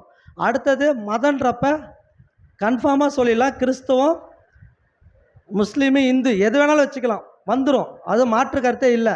அரசியல்னு சொல்லிட்டா அரசியல் எல்லாமே வந்துடும். அரசியல் இல்லை இது வராது அது வராதுன்னு சொல்லுவோமா? உயிரோடு இருக்கிற எல்லாத்துக்குமே அரசியல் தேவை. அரசியல் வந்துடும். இந்த 3ல் தான் உலகமே நிற்கிது, 4ல் நிற்கலை. வசனம் அதுதான் கிளியர் பண்ணுது. வசனம் என்ன சொல்லுதுன்னா 4ல் நிற்கலை, 3 தான் சொல்லுது. 6 3 தான் மனுஷனோட இலக்கமாக இருக்குது. வசனம் ஒன்று சொல்லும், பவுல் சொல்லுவார், பண ஆசை. ஏன் பண ஆசை எல்லா தீமைக்கு வேறாகுது? அவர் எப்படி தான் சொல்லணும், உங்கள் மனசு எல்லா தீமைக்கு வேறாகுது, இது பொருந்தும் தானே நம்மளுக்கு? இல்லை உங்கள் கண் எல்லா தீமைக்கு வேறாகுது, இது பொருந்தும் தானே? உங்கள் நாக்கு எல்லா தீமைக்கு வேறாகுது, இது தானே பொருந்தும். அதே நான் பணம் போய் எல்லா ஆசை எப்படி அது? இது என்ன புரியலையே, பணம் எப்படி வந்து எல்லாத்துக்கும் போய் தீமையாக இருக்கும்? பண ஆசை, அது வசனம் கிளியராக பார்க்கணும். பண ஆசை எல்லா தீமைக்கும் வேறாம், அதுதான் வேறு முளைக்குதுன்றாரு. அதே தான் வசனம் இங்கே சொல்லுது. அந்த இலக்கு, மனுஷனுக்கு எல்லாத்துக்கும் ஒரு இலக்கு இருக்கும். என்ன இலக்கு? நான் பணம் சம்பாதிக்கணும், நான் பொருளாதாரத்தில் மேலே இருக்கணும், அரசியல் இருக்கணும், மதத்தில் இருக்கணும், அந்த தான் பற்றி இங்கே இப்போ வசனமே கிளியராக சொல்லுது. அது மனுஷனை குறிக்கும், அதுதான் சொல்லுது. அது ஒரு ஆளை குறிக்கும். அந்த ஆளோட இலக்கு என்னன்னு கேட்டிங்கன்னா, ஒருத்தன் வரப்போகிறான், அவனோட இலக்கு என்னன்னு கேட்டிங்கன்னா, நீங்கள் நினைக்கிற அரசியல் அவன் தான் வச்சுருப்பான், நீங்கள் நினைக்கிற பொருளாதாரம் அவன் தான் வச்சுருப்பான், நீங்கள் நினைக்கிறீங்களே மதம், என் மதம் தான் பெருசுன்னு யாரெல்லாம் நினைக்கிறோமோ அந்த மதத்தோட தலைவன் தான் அவன் இருப்பான். நாம் நினைக்கிற மாதிரி பைபிள் ஸ்டூடெண்ட் சொல்லி கொடுத்த மாதிரி 4 இல்லை உலகம், இந்த 3 தான் உலகம் வரப்போகுது. இந்த 3 ரெடி பண்ணிட்டாங்களா இல்லையான்னு தான் இனிமேட்டு பார்க்க போகிறோம். அதனால தான் நம்ம கிளியராக சொல்கிறோம், யார் முதல்ல வசனம் சொன்னாலும் அதுதான் கரெக்டுன்னு எடுத்துக்கூடாது. அந்த வசனம் வேதத்தின்படிக்கு தான் செக் பண்ணிக்கணும். அதனால தான் கிளியராக சொல்லுது, கடைசியாக வரப்போகிற ராஜ்யம் 7 வருஷம் கொடுக்கப்படுது அந்தி கிறிஸ்துக்கு. அவன் எதை தான் கண்ட்ரோல் பண்ணுறான்னா, நம்மளையெல்லாம் ஈஸியாக அவன் எப்படின்னா ராஜா பிரதரை கண்ட்ரோல் பண்ணும், ஆனந்தனை கண்ட்ரோல் பண்ண அவனுக்கு கிடையாது. அவன் கண்ட்ரோல் பண்ணுறது ஒன்றே ஒன்று தான், பொருளாதாரத்து மேலே கையை வச்சானா நீங்கள் நானும் அடிமையாயிருவோம். அடுத்தது அரசியலில் கையை வச்சிட்டானா எல்லோரும் அடிமையாயிருவோம். அடுத்தது ஏன் மதம் ஓ மதம்னு யாரெல்லாம் சொல்கிறோமோ மதத்து மேலே கையை வச்சிட்டா ஒன்றும் இல்லை. சிம்பிளாக ஒன்று சொல்கிறான், சிம்பிளான லாஜிக் என்னன்னு கேட்டிங்கன்னா, யூதர்களுக்கு அவங்களோட தேசம் முக்கியமாக இல்லையா? இஸ்ரேலு அவங்களுக்காக நிறையா பிரச்சனை சந்திக்கிறாங்களா இல்லைங்களா? சந்திக்கிறாங்களா இல்லைங்களா? இப்போ அதே மாதிரி நமக்கு நம்ம தேசம் முக்கியமாக இல்லையா? அவங்க எப்படி அந்த தேசத்து மேலே வைராக்கியமாக இருந்து ஞானமாக நடந்து தேசத்தை காப்பாற்றுறாங்களோ அதே போல் தானே நம்ம தமிழ்நாட்டையும் நம்ம காப்பாற்றணும். எத்தனை பேர் நல்லதுக்காக நின்றுருப்போம், எத்தனை பேர் நல்லவனை செலெக்ஷன் பண்ணியிருக்கிறோமா? சிம்பிள். ஆண்டவராக இயேசு கிறிஸ்து வராரு செகண்ட் வருகையில் வந்து இஸ்ரேல் தேசத்தை மீட்டெடுத்து யார் கையில் தராரு? இஸ்ரேலுக்கு தானே தராரு. வாக்குத்தத்தம் பண்ண மட்டும் பூமி தானே. அப்போ தேவனே ஒரு தேசத்தை குறித்து அவங்களுக்கு தரப்ப நம்மளுக்காக ஒரு நிலம் கொடுக்கப்பட்டிருக்கு. எத்தனை பேர் இந்த நிலத்துக்காக வைராக்கியமாக இருக்கிறோம்? நம்ம தேசம் நம்ம என்னென்னு எப்படி வைராக்கியமாக இருக்கிறோம்? இருக்க மாட்டோம். ஏன் இருக்க மாட்டோன்னு கேட்டிங்கன்னா, நம்மளுக்கு இந்த நாலேஜ் இல்லை. யார் வந்தாலும் ஓகேன்னு கை தூக்கிடுவோம். ஆனால் அப்படி கிடையாது இது. அதுதான் சொல்கிறாரு, இதை புரிந்து கொள்ள முதல்ல ஞானம் வேணும். நீங்கள் தெளிவாக இருங்க. யார் எந்த இனமாக இருந்தாலும் முதல்ல தெளிவாக இருங்க. நம்ம பூமியில் என்ன நடக்குது, நம்ம தேசத்தில் என்ன நடக்குது, இங்கே என்ன பிரச்சனை போயிட்டு இருக்குது, யார் இவனுங்கெல்லாம், எப்படி இவனுங்க உள்ளே வந்தானுங்க, என்ன இன்ஸ்டாகிராமில் என்னென்ன பேசுகிறேன். இப்போ பார்த்தீங்கன்னா ஒரு ரீசனாக அந்த கற்பாம்பூச்சி கட்சின்னு ஒன்று ஆரம்பிச்சு இன்ஸ்டாகிராமில், அதெல்லாம் பாருங்கள், சமூக வலைத்தளத்தில் பாருங்கள் எவ்வளோ கெட்டு போயிருக்குது. இன்றைக்கி வாலிப பிள்ளைங்க பசங்க எதில் கெட்டு போகிறாங்க? மொபைலில் கெட்டு போகிறாங்களே இல்லைங்களா? ஏன்னு கேட்டிங்கன்னா, மொபைல் பற்றி ஒரு விஷயத்தை செக் பண்ணுறப்ப, ஆப்பிள் மொபைல் இருக்குதுங்களா, ஆப்பிள் நம்ம கையில் இருக்கும். ஆப்பிள் மொபைல் பின்னாடி பார்த்தீங்கன்னா ஸ்டில் ஆப்பிள் படம் போட்டிருப்பான். ஆப்பிள் ஃபுல்லாக தானே போட்டிருக்கணும், அது ஏன் கடித்த மாதிரி போட்டுக்கிறான் ஒரு பக்கம்? பார்த்தீங்களா இல்லைங்களா? ஆப்பிள் மொபைல் வச்சுக்கிறீங்களா, ஒரு பக்கம் கடித்த மாதிரி இருக்குதுங்களா லைட்டாக, ஏன் அப்படி போட்டிருக்கிறான்? என்ன ரீசனு? யாருனாச்சும் ஒருத்தர் சிந்திச்சுமா, யோசிச்சோமா முதல்ல? எதுக்கடா இவன் ஆப்பிள் போடல, ஃபுல் ஆப்பிள் போடாமல் கொஞ்சம் கடித்த மாதிரி போட்டிருக்கிறான், அந்த மிச்சத்தை கடிச்சவன் எவன்டான்னு கேட்கணுமில்ல? அப்படின்னீங்கன்னா சிம்பிள் லாஜிக்கு. ஏதேன் தோட்டத்தில் ஒரு சம்பவம் நடந்துச்சு. அது என்ன பழம் நம்மளுக்கு தெரியாது. ஸ்திரீ எதை பார்த்தாங்க? ஒரு பழத்தை பார்த்தாங்க. அந்த பழத்தை என்ன பண்ணாங்க? வாங்கி கடிச்சாங்களா? அதே மாதிரி ஆப்பிள் மொபைல் அதுதான் சொல்கிறான். என்னுடைய மொபைல் அதுதான். ஏதேனில் எப்படி பாவம் செஞ்சாங்களோ அந்த கனியை சாப்பிட்டு, அதே மாதிரி தான் ஆப்பிள் மொபைலே அப்படி தான். எவெல்லாம் பார்க்குறீங்களோ அது உங்களுக்கு கொஞ்சம் கொஞ்சமாக என்ன பண்ணும்? கனி நல்லாயிருக்கும், மொபைல் நல்லாயிருக்கும். நீங்கள் உள்ளே பூந்துட்டிங்களா அது உங்களை சாப்பிட்ரும், உங்களுக்கே தெரியாது. எத்தனை பேர் நைட்டு தூங்காமல் 1 மணி 2 மணிக்கு பார்த்துருக்குறோம் செல்லை. பார்த்துட்டப்ப திடீர்னு டைம் பார்த்தா ஐயோ 2 மணி ஆச்சா? இதுதான் அந்த கான்செப்ட். ஆப்பிள் மொபைல் அவன் வச்ச ரீசன், அதுக்கு எவிடன்ஸ் என் கையில் இருக்குது, அதை எடுத்து வச்சுருக்கிறேன். அது ஒரு பாடத்துக்காக நான் ப்ரிப்பேர் பண்ணியிருக்கிறோம். அந்த இதை பார்த்தீங்கன்னா ஆப்பிள் கடித்த மாதிரி இருக்கும். அந்த ஸ்திரீ கடித்ததை தான் இங்கே குறிக்கிறான். அது ஸ்டில்லே அவன் விட்டுருக்குறான். இதே மாதிரி தானே இந்த ஆப்பிள் தானே, இந்த ஆப்பிள் நீங்கள் லைட்டாக சாப்பிடுங்க, அப்படியே கொஞ்சம் கொஞ்சம் கொஞ்சம் கொஞ்சம் கொஞ்சம் கொஞ்சம் உள்ளே போய் மரணத்துக்கு போயிடுவீங்க அப்படின்னு காட்டுறது தான் இந்த சிம்பாலிசம். அதை தான் இங்கே வசனம் கிளியராக சொல்லுது. இந்த பூமியில் எது நடந்தாலும் முதல்ல நீ யோசி, ஏன்டா இப்படி நடக்குது, வேதத்தில் என்ன சொல்லிச்சு, இதை வச்சு நீ யோசிச்சா அதுக்கு தான் உனக்கு ஞானம் தேவை. ஏன்னா அது யாரை குறிக்குன்னா ஒரு ஆளை குறிக்கும். அந்த ஆள் யாருன்னு கேட்குறப்ப 6 6 6 அப்படின்றப்ப 6ன்றப்ப மனுஷனுடைய இலக்கமாக இருக்குது நம்ம படிக்கிறோம். அப்போ மனுஷன் படைக்கப்பட்டது 6, அதுதான் பொருளாதாரத்தை. அந்த பொருளாதாரமெல்லாம் யாரோட கண்ட்ரோலில் வருதுன்னா இவனோட கண்ட்ரோலில் தான் வருது, நம்ம பார்த்துட்டோம். அதேமாதிரி ஒரு வசனங்களை வாட்சல்லாம், இந்த அந்தி கிறிஸ்தோட ஆட்சியில் யார் யார் ஏமாற போகிறாங்க? அந்தி கிறிஸ்துன்னு ஒருத்தன் வரப்போகிறான், அவன் ஆட்சி இன்னும் வரல, ஆனால் வரப்போகிறான். அவனோட காலத்தில் யார் யார் ஏமாற போகிறாங்க? அதுக்கு தான் அந்த வசனம் நம்ம படித்தோம். அது யார் யார் அந்த முத்திரை போடுறாங்களா? சிறியோர் பெரியோர், ஐஸ்வர்யவான்கள், தரித்திரர், சுயாதீனர், அப்புறம் அடுத்தது யார்? இத்தனை பேரும் அந்த முத்திரையை என்ன பண்ணுறாங்க? தரித்து கொள்கிறாங்க. இப்போ நமக்கு ஒரு கேள்வி, இத்தனை பேர் அந்த முத்திரையை வாங்க முடியுமா? ஏன்னா சிறியோர் வாங்கிக்குவாங்க, ஓகே. பெரியோர் வாங்குறாங்க, ஓகே. அடுத்தது யாருன்னா செல்வர், அதாவது பணக்காரங்க கூட அந்த முத்திரையை வச்சுருப்பானா. இப்போ புரியுதுங்களா? நீங்கள் லிட்டராக முத்திரையாக எடுத்தால் அப்படி கிடையாது. அது பொருளாதாரம், அரசியல், மதமாக எடுத்துக்கிட்டிங்கன்னா இதுக்குள்ளார எத்தனை பேர் வராங்க? எல்லாரும், உலகமே வந்துருச்சு. அப்போ இந்த உலகத்தை கண்ட்ரோல் பண்ணுறவன் யாருன்னு கேட்டால் இவன் தான். அந்த 7 வருஷம் அரசாட்சி பண்ண போகிற அந்தி கிறிஸ்து. அந்த அந்தி கிறிஸ்துக்கு பைபிளில் இன்னொரு பேர் கொடுக்கப்பட்டிருக்கோம். என்ன பேர்? வெளிப்படத்தில் படிக்கிறோமே, பாலாக்கு அருவருப்பு கொடுத்துரும். அடுத்தது மகா பாபிலோன், வேசிகளின் தாய். அவள் நெற்றியில் என்ன இருக்குங்க? அவள் கையில் என்ன வச்சிருக்கிறா? பொற்பாத்திரம் வச்சிருக்கிறா. அவளோட மதுவால் இந்த பூமியில் இருக்கிற ராஜாக்கள் எப்படி இருக்கிறாங்க? எப்படி இருக்கிறாங்க? மது குடிச்சா எப்படி இருப்பாங்க? எல்லாம் போதையில் இருக்கிறாங்க. ராஜாவே போதையில் இருக்கிறாருன்னா அங்கே இருக்கிற மக்களுங்க எப்படி இருப்பாங்க? நல்லா தெளிவாக இருப்பாங்களா?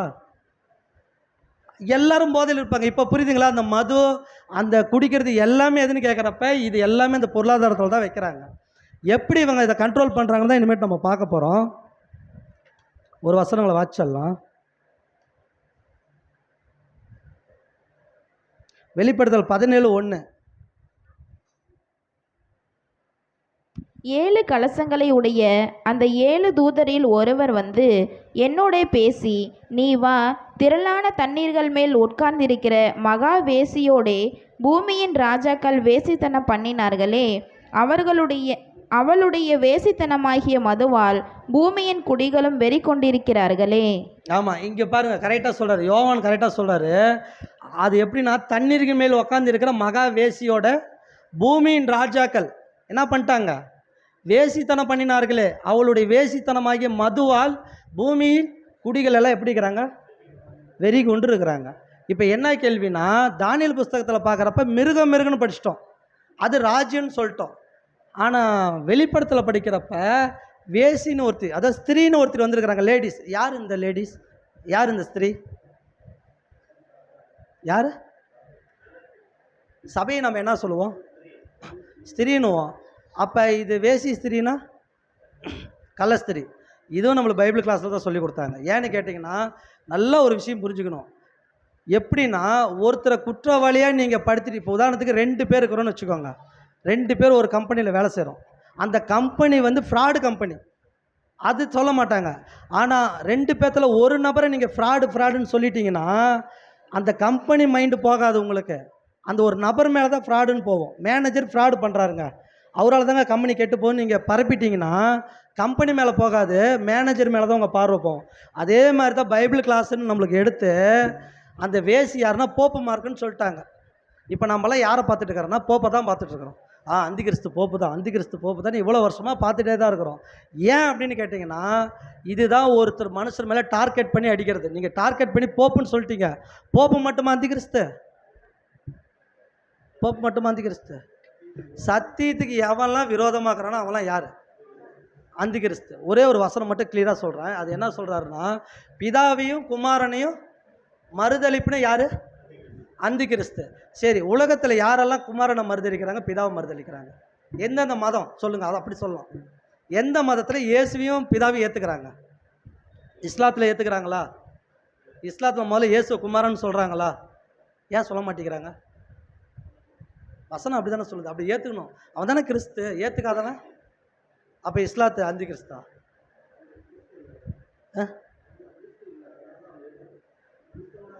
ஆனால் கிறிஸ்துவ பற்றி பேசுகிறாங்களா இல்லை? அதே சமயத்தில் ஆபிரகாம் தான் எங்கள் தகப்புன்னு சொல்கிறாங்களா இல்லையா? அதே சந்தேகத்தானே சொல்கிறாங்களா இல்லையா? பிதாவை ஏற்றுக்கிறாங்க, மோசேலேருந்து எல்லாமே இயேசுவே ஏற்றுக்கிறாங்க நபின்னு. ஆனால் குமாரனை நல்லா ஒன்று புரிஞ்சுக்குவாங்க, இயேசு நபி, ஆனால் அவர் குமாரன் இல்லைன்றாங்க.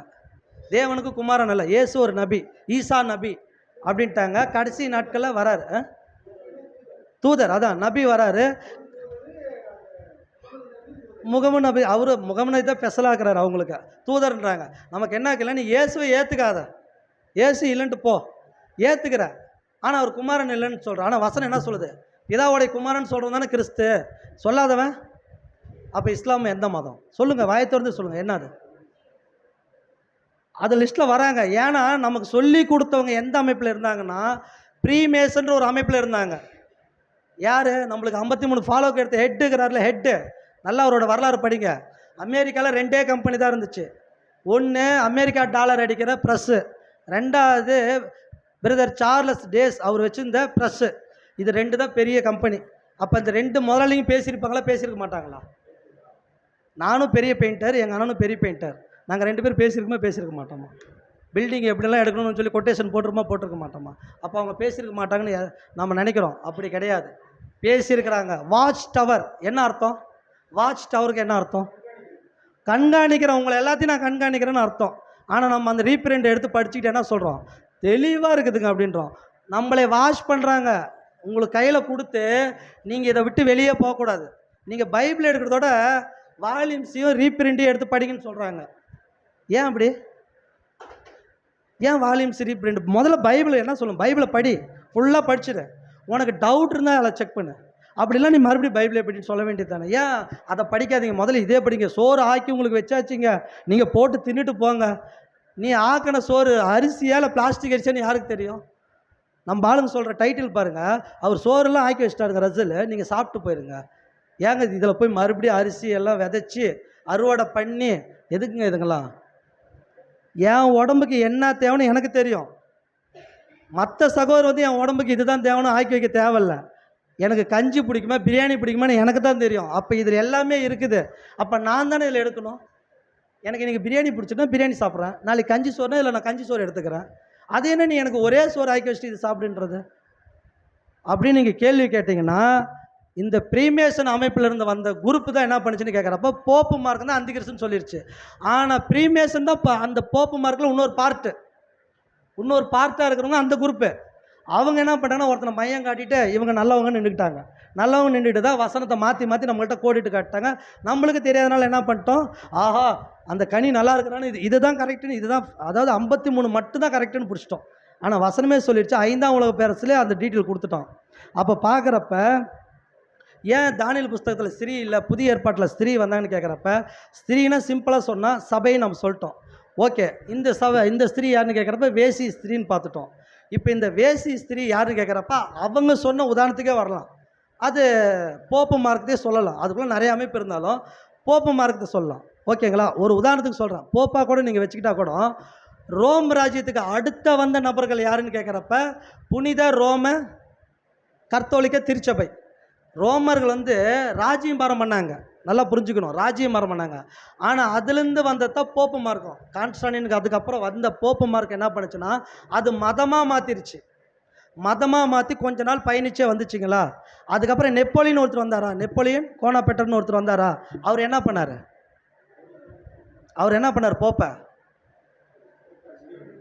போப்பை என்ன பண்ணாரா? நம்ம ஃபாலோ கிளாஸில் கேட்டோமே, அடித்து இழுத்துட்டு போயிட்டாருட்டோம்.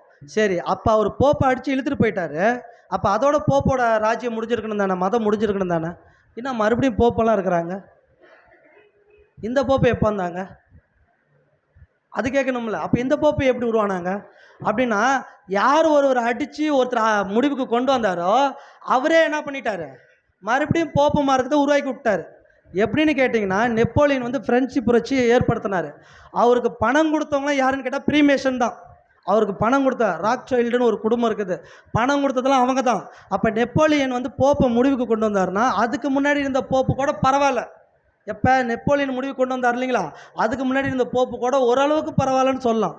ஆனால் நெப்போலியனுக்கு அப்புறம் வந்த போப்பெல்லாம் எப்படி ஆகிட்டாங்கன்னா, ப்ரீமேசன் என்ன சொல்லுதோ அதை கேட்டு ஆகணும். அவங்களால உருவாக்கப்பட்டதான் இப்போ இருக்கிற போப்பு. நீங்கள் சமூக வலைத்தளத்தில் பார்த்தீங்கன்னா போப்பு போய் சில பேர்த்து காலிலலாம் விழுவார். பார்த்துருக்குறீங்களா அந்த வீடியோலாம்? பார்த்தது இல்லைங்களா? அந்த மாதிரி வீடியோலாம் பார்த்தது இல்லைங்களா? போப்பு போய் சில பேர்த்து காலிலலாம் விழுந்தது. அந்த மாதிரி செய்து வீடியோ கிடைச்சா ஷேர் பண்ணுங்கள் உங்களுக்குள்ளார. போப்பு போய் காலில் விழுந்துருக்கிறாரு. போப்பாண்ட ஒரு காலில் தான் எல்லோரும் விழுவாங்க, ஆனால் போப்பே விழுந்துருக்கிறாரு. யார் இவங்கெல்லாம்? அவங்களாம் நீக்கிற மாதிரி இருக்கிறாங்க பார்க்குறதுக்கு. யார் இவங்க? என்ன நடக்குது? ஒன்றும் இல்லை, போப்போட தொப்பியெல்லாம் பார்க்குறப்ப பாபிலோன் ஷேப்பெல்லாம் இருக்கிற மாதிரிலாம் போட்டிருக்கிறாங்க இல்லைங்களா, பார்த்துக்கிறீங்களா? ட்ரெஸ்ஸில் எலியன்ஸ் இருக்கிற மாதிரி, கையில் இருக்கிற தடியில் பழங்கள் இருக்கிற மாதிரி, சூரிய கடவுள் இருக்கிற மாதிரி, இதெல்லாம் பார்த்துருக்கீங்களா இல்லைங்களா? இதெல்லாம் எப்படி? இதெல்லாம் ப்ரீமேசன் அமைப்புக்குள்ளே இருக்கிற மகா பாபிலோன். இந்த ப்ரீமேசன்ன்றது ஒன்றும் இல்லை, நிறையா இருக்குது, உலகம் ஃபுல்லாக பரவி இருக்குது. அதில் ஒரு அமைப்பு தான் போப்பு. இப்போ புரியுதுங்களா? அதை தான் டோட்டலாக வசனம் என்ன சொல்லுதுன்னா, இதெல்லாம் சேர்ந்தது தான் வேசி. மதம், தேவையில்லாத கலாச்சாரம், பாபிலோன் கலாச்சாரம், அரசியல், சமூகம் எல்லாம் மிக்சட் ஆகியிருக்கிற ஒருத்தி தான் அந்த வேசி. அந்த வேசி மதுவால் தான் பூமியின் ராஜாக்கள் எப்படி இருக்கிறாங்க? இப்போ புரியுதுங்களா? மதம், அரசியல் எல்லாம் கலந்து எப்படி ஆயிடுச்சுன்னா மோசமான நிலைமை இருக்கிற வேசி ஆகிட்டாங்க. இதில் ஒருத்தர் பேரிட்டு சொல்லலாம் தான் போப்பு நம்ம சொல்ல ஒருத்தர், ஆனால் நிறைய பேர் இருக்கிறாங்க. அப்போ அந்த டோட்டல் எல்லாத்தையும் சேர்த்து ஒரு ஸ்திரீயாக சொல்லப்பட்டுச்சு. அந்த ஸ்திரீயோட மதனால தான் இவங்க இப்படி இருக்கிறாங்கன்னு பார்க்குறோம். பூமியின் குடிகள் எல்லாம் வெறி கொண்டு இருக்கிறாங்களாம். உதாரணத்துக்கு ஆபிரகாமுடைய திட்டம், ஆபிரகாம் மதங்கள் திட்டம் ஒன்று வந்திருக்குது, 2014 போட்டாங்க.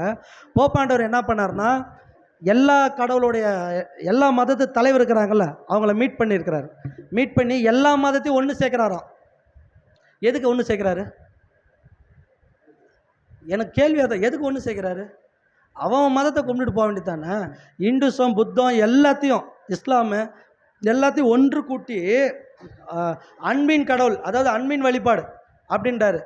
யார் இவங்க? எதுக்கு இதெல்லாம் செய்கிறாங்க?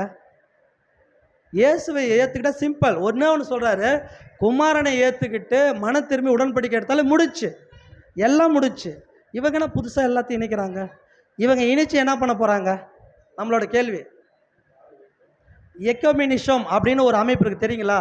கிறிஸ்துவ எக்கோமினிசம் அப்படின்னு ஒரு அமைப்பு இருக்குது. அந்த அமைப்பு என்ன சொல்லுதுன்னு கேட்டிங்கன்னா, பிதா, குமாரன், பரிசுத்தாவி மூவரும் ஒருத்தர் சொன்னாலும் நீ அமைப்பில் இணைச்சிக்கோ. ஒருத்தர் சொல்கிறாரு பிதா வேற இயேசு வேற, சொன்னாலும் நீ அமைப்பில் வந்துரு. ஒருத்தர் சொல்கிறாரு பிதாவு இயேசு ஒன்று தான், பரவாயில்ல வந்துரு.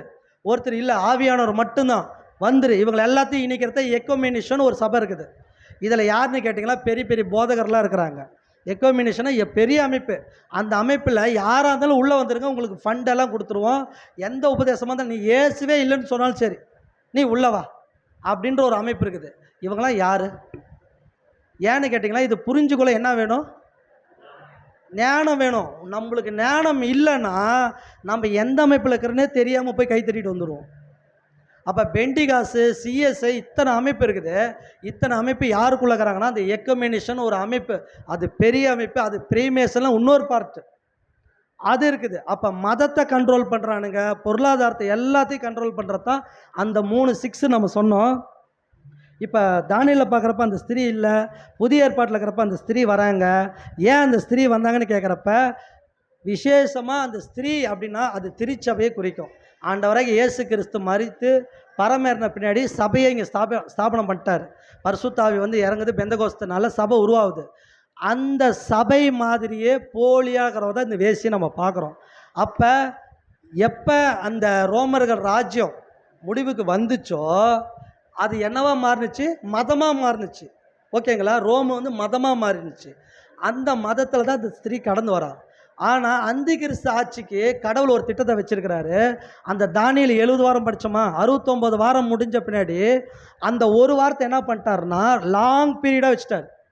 கிட்டத்தட்ட இப்போ வரைக்கும் பிரித்து வச்சுருக்கிறார். ஏன்னா உள்ளுக்குள்ளே எந்த ஸ்திரீ வளரணும்? கிறிஸ்துன்ற சபை வளரணும்.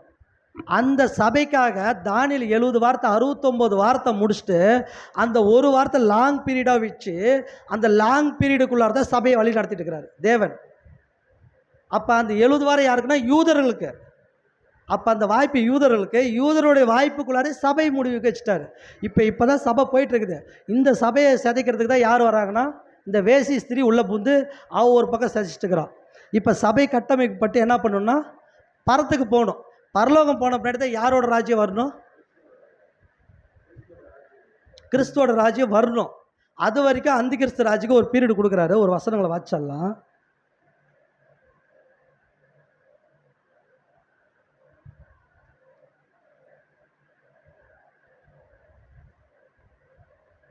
வெளிப்படுத்தல் 17:7 வாசிங்க. அப்பொழுது தூதனானவன் என்னை நோக்கி, ஏன் ஆச்சரியப்படுகிறாய்?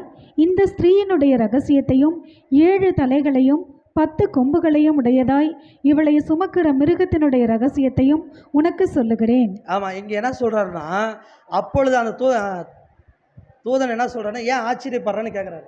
யாரை பார்த்து? யோவானை பார்த்து கேட்குறாரு, நீ ஏன் ஆச்சரியமாக இந்த ஸ்திரீயை பார்க்குற? அப்படி ஆச்சரியமாக பண்ண வரைக்கும் இவ யாருன்னு பார்த்தீங்கன்னா, அதுக்கு மேல் வசனம் 6 வாசிங்க. அந்த ஸ்திரீ பரிசுத்தவான்களின் இரத்தத்தினாலும் இயேசுவனுடைய சாட்சிகளின் இரத்தத்தினாலும் வெறி கொண்டிருக்கிறதை கண்டேன். அவளை கண்டு நான் மிகவும் ஆச்சரியப்பட்டேன். இப்போ இவ யாரோட ரத்தத்து மேலே வெறியாகிறா? பரிசுத்தவான்கள்னு ஒருத்தர் இருக்கிறாங்க.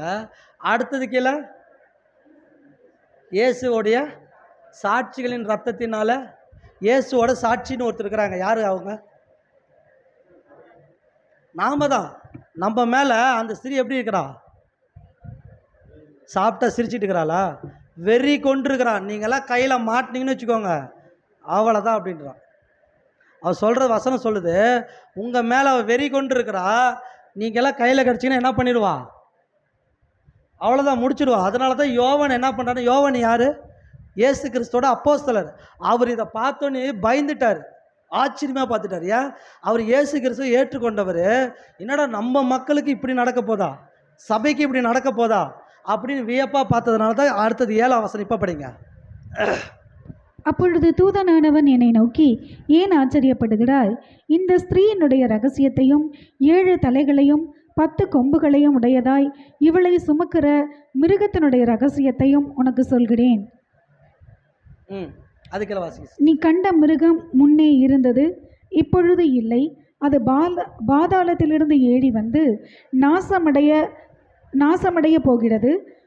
உலக தோற்றம் முதல் ஜீவ புஸ்தகத்தில் பேரெழுதப்பட்டிராத பூமியின் குடிகள் இருந்ததும் இராமல் போனதும் இனி இருப்பதுமாய் இருக்கிற மிருகத்தை பார்த்து ஆச்சரியப்படுவார்கள்.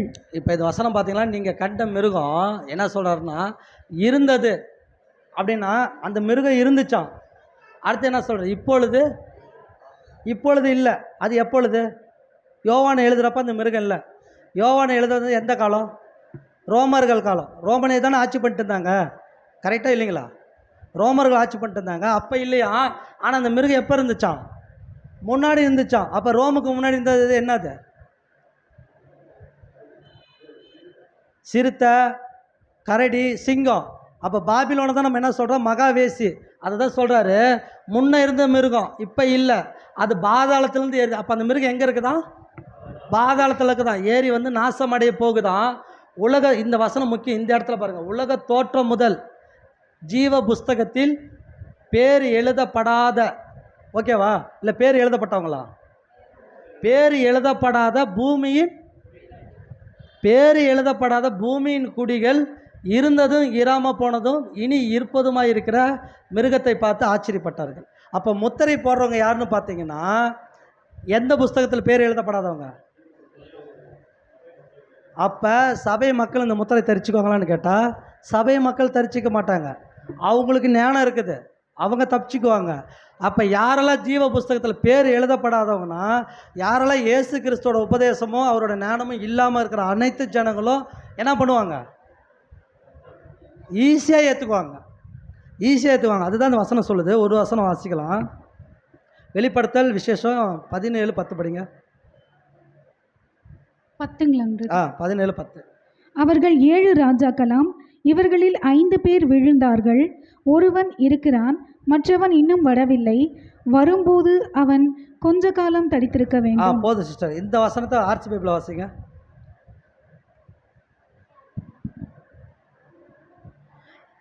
இந்த அரசர்களுள் 5 வீழ்ச்சியுற்றவர், இப்போது ஒருவர் ஆட்சி செலுத்துகிறார், இன்னொருவர் இன்னும் தோன்றவில்லை. போதும் சிஸ்டர், இங்கே என்ன சொல்லுதுன்னா, இந்த வசனம் பார்க்குறப்ப 5 பேர் என்ன பண்ணிட்டாங்க? இந்த அரசர்கள் 5 என்ன பண்ணிட்டாங்க? வீழ்ச்சினா விழுந்து போயிட்டாங்க. இப்பொழுது ஒருவன் இருக்கிறான். இது எந்த காலன்றப்ப ரோமர்களாம். இப்போ ஒருத்தர் இருக்கிறான்னா அது ரோமர்கள் இருக்கிறாங்க, ஆட்சி செலுத்துக்கிறான். இன்னொருத்தன் என்ன பண்ணும்? இன்னொருத்தன் இன்னும் வரவே இல்லை. அடுத்தது அவன் தோன்றி எத்தனை காலம் ஆட்சி செய்யணும்? சிறிது காலம் தான் ஆட்சி செய்யணும். அப்போ அந்த சிறிது காலம் தான் கொஞ்சம். அப்போ அந்த சிறிது காலம் ஒருத்தர் வரான். அப்போ இந்த இதில் பார்க்குறப்ப 5 பேர் விழுந்தார்கள் மேலே போட்டுக்கலாம். அந்த 5 பேர் யாருங்க? இதுக்கு முன்னாடி ஆட்சி பண்ணவங்க. நாம் ஒரு பாடம் எடுத்துருப்போம், ரொம்ப நாள் ஆச்சு. யார் 5 பேர் விழுந்தவங்க?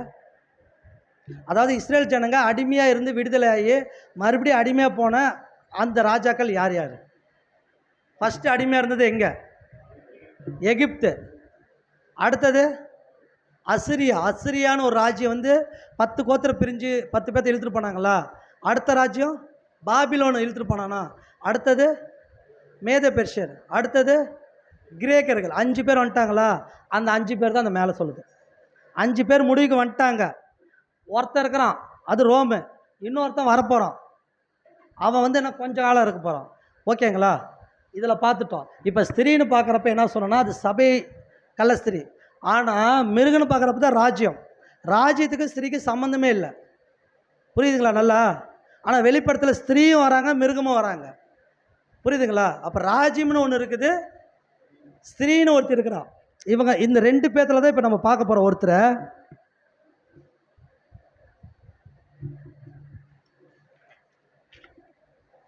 வெளிப்படுத்தல் 17:11 வரீங்க. 17:11.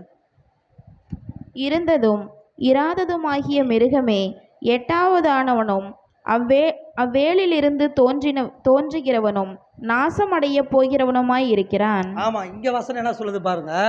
இருந்ததும் இராதுமாகிய மிருகம். ஓகேங்க, இருந்தது இராதமான மிருகம் 8ஆதானவன். 8 தானே, முன்ன 7ன்னு படித்தோம். 7ஆவது வந்து கொஞ்ச நாள் தரித்திருக்குன்னு படித்தோம். ஆனால் இங்கே வசனம் 8ன்னு சொல்லுது. என்ன இது குழப்பமாக இருக்குது? அப்படி தானே தோணும். நல்லா க்ளீனாக தெளிவாக புரிஞ்சுக்கணும். தானியேலில் பார்க்குறப்ப ராஜ்யங்களை பற்றி பேசிட்டார். ஆனால் வெளிப்படத்தில் எக்ஸ்ட்ரா ஒருத்தர் வராங்க. யார்? ஸ்திரீ. அப்போ அந்த 7ஆவதாக வர்றது யாருன்னு கேட்டிங்கன்னா கொஞ்ச காலம் ஒரு ஸ்திரீ. அந்த அமைப்பு வந்து கொஞ்ச காலம் இருக்கும். அந்த அமைப்பில் தான் யார் வராங்கன்னா இந்த 8ஆவதாக ஒருத்தன் வரான். இந்த அமைப்பு தான் பாபிலோன். இந்த அமைப்புக்குள்ளே இருந்து ஒருத்தன் வரான், அவன் 8ஆவதாக. பாரு, அவ்வழியிலேருந்து தோன்றுகிறவனும் நாசமடைய போகிறவன் அவன் தான். புரியுதுங்களா? இப்போ 8ஆவதாக ஒரு தலை வருது, அந்த தலை தான் அந்தி கிறிஸ்து.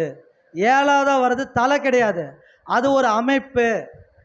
ஏன்னு கேட்டால் வசனங்கள் அது ஒன்று வாட்சல்லாம். வெளிப்படுத்தல் 17:15 வாசிங்க. பின்னும் அவன் என்னை நோக்கி, அந்த வேசி உட்கார்ந்திருக்கிற தண்ணீர்களை கண்டாயே, அவைகள் ஜனங்களும் கூட்டங்களும் ஜாதிகளும் பாஷைக்காரருமாம். அதில் 16 வச்சுருங்க. நீ மிருகத்தின் மேல் கண்ட 10 கொம்புகளானவர்கள் அந்த வேசியை பகைத்து அவளை பாலும் நிர்வாணமும் ஆக்கி அவளுடைய மாம்சத்தை பட்சித்து அவளை நெருப்பினால் சுட்டெரித்து போடுவார்கள். அது 18. நீ கண்ட ஸ்திரீயானவள் பூமியின் ராஜாக்கள் மேல் ராஜ்யபாரம் பண்ணுகிற மகா நகரமே யாம் என்றார். இப்போ ஸ்திரீ யாருங்க? கடைசியாக வசனம் விளக்கம் கொடுத்துருச்சு. ஸ்திரீ யாரு? 18 மகா நகரம். ஸ்திரீ யாருன்னா கள்ள சபை, இந்த மாதிரி நிறைய நம்ம சொன்னோம் இல்லைங்களா? வசனம் என்ன சொன்னுச்சுன்னா மகா. அந்த மகா நகரம் எந்த நகரம்? இஸ்ரேல் தேசம்ல மகா நகரம் இருக்குதான். அந்த மகா நகரமே அந்த ஸ்திரீன்றாங்க. சிம்பிளாக இப்போ சொன்னால், இப்போ இருக்கிறதுல சின்ன நகரம் எது? இருக்கிறதுல குட்டி தேசம் எது? படித்தவங்களுக்கு நல்லா தெரியும். அண்ணன் சொல்லிட்டார், ரோமு தான். இருக்கிறதுல குட்டி தேசம் எதுனா வாட்டிகன் சிட்டி. ஆனால் உலகத்திலேயே பயங்கர ஐஸ்வர்யம் எங்கே இருக்குது? அங்கே தான் இருக்குது.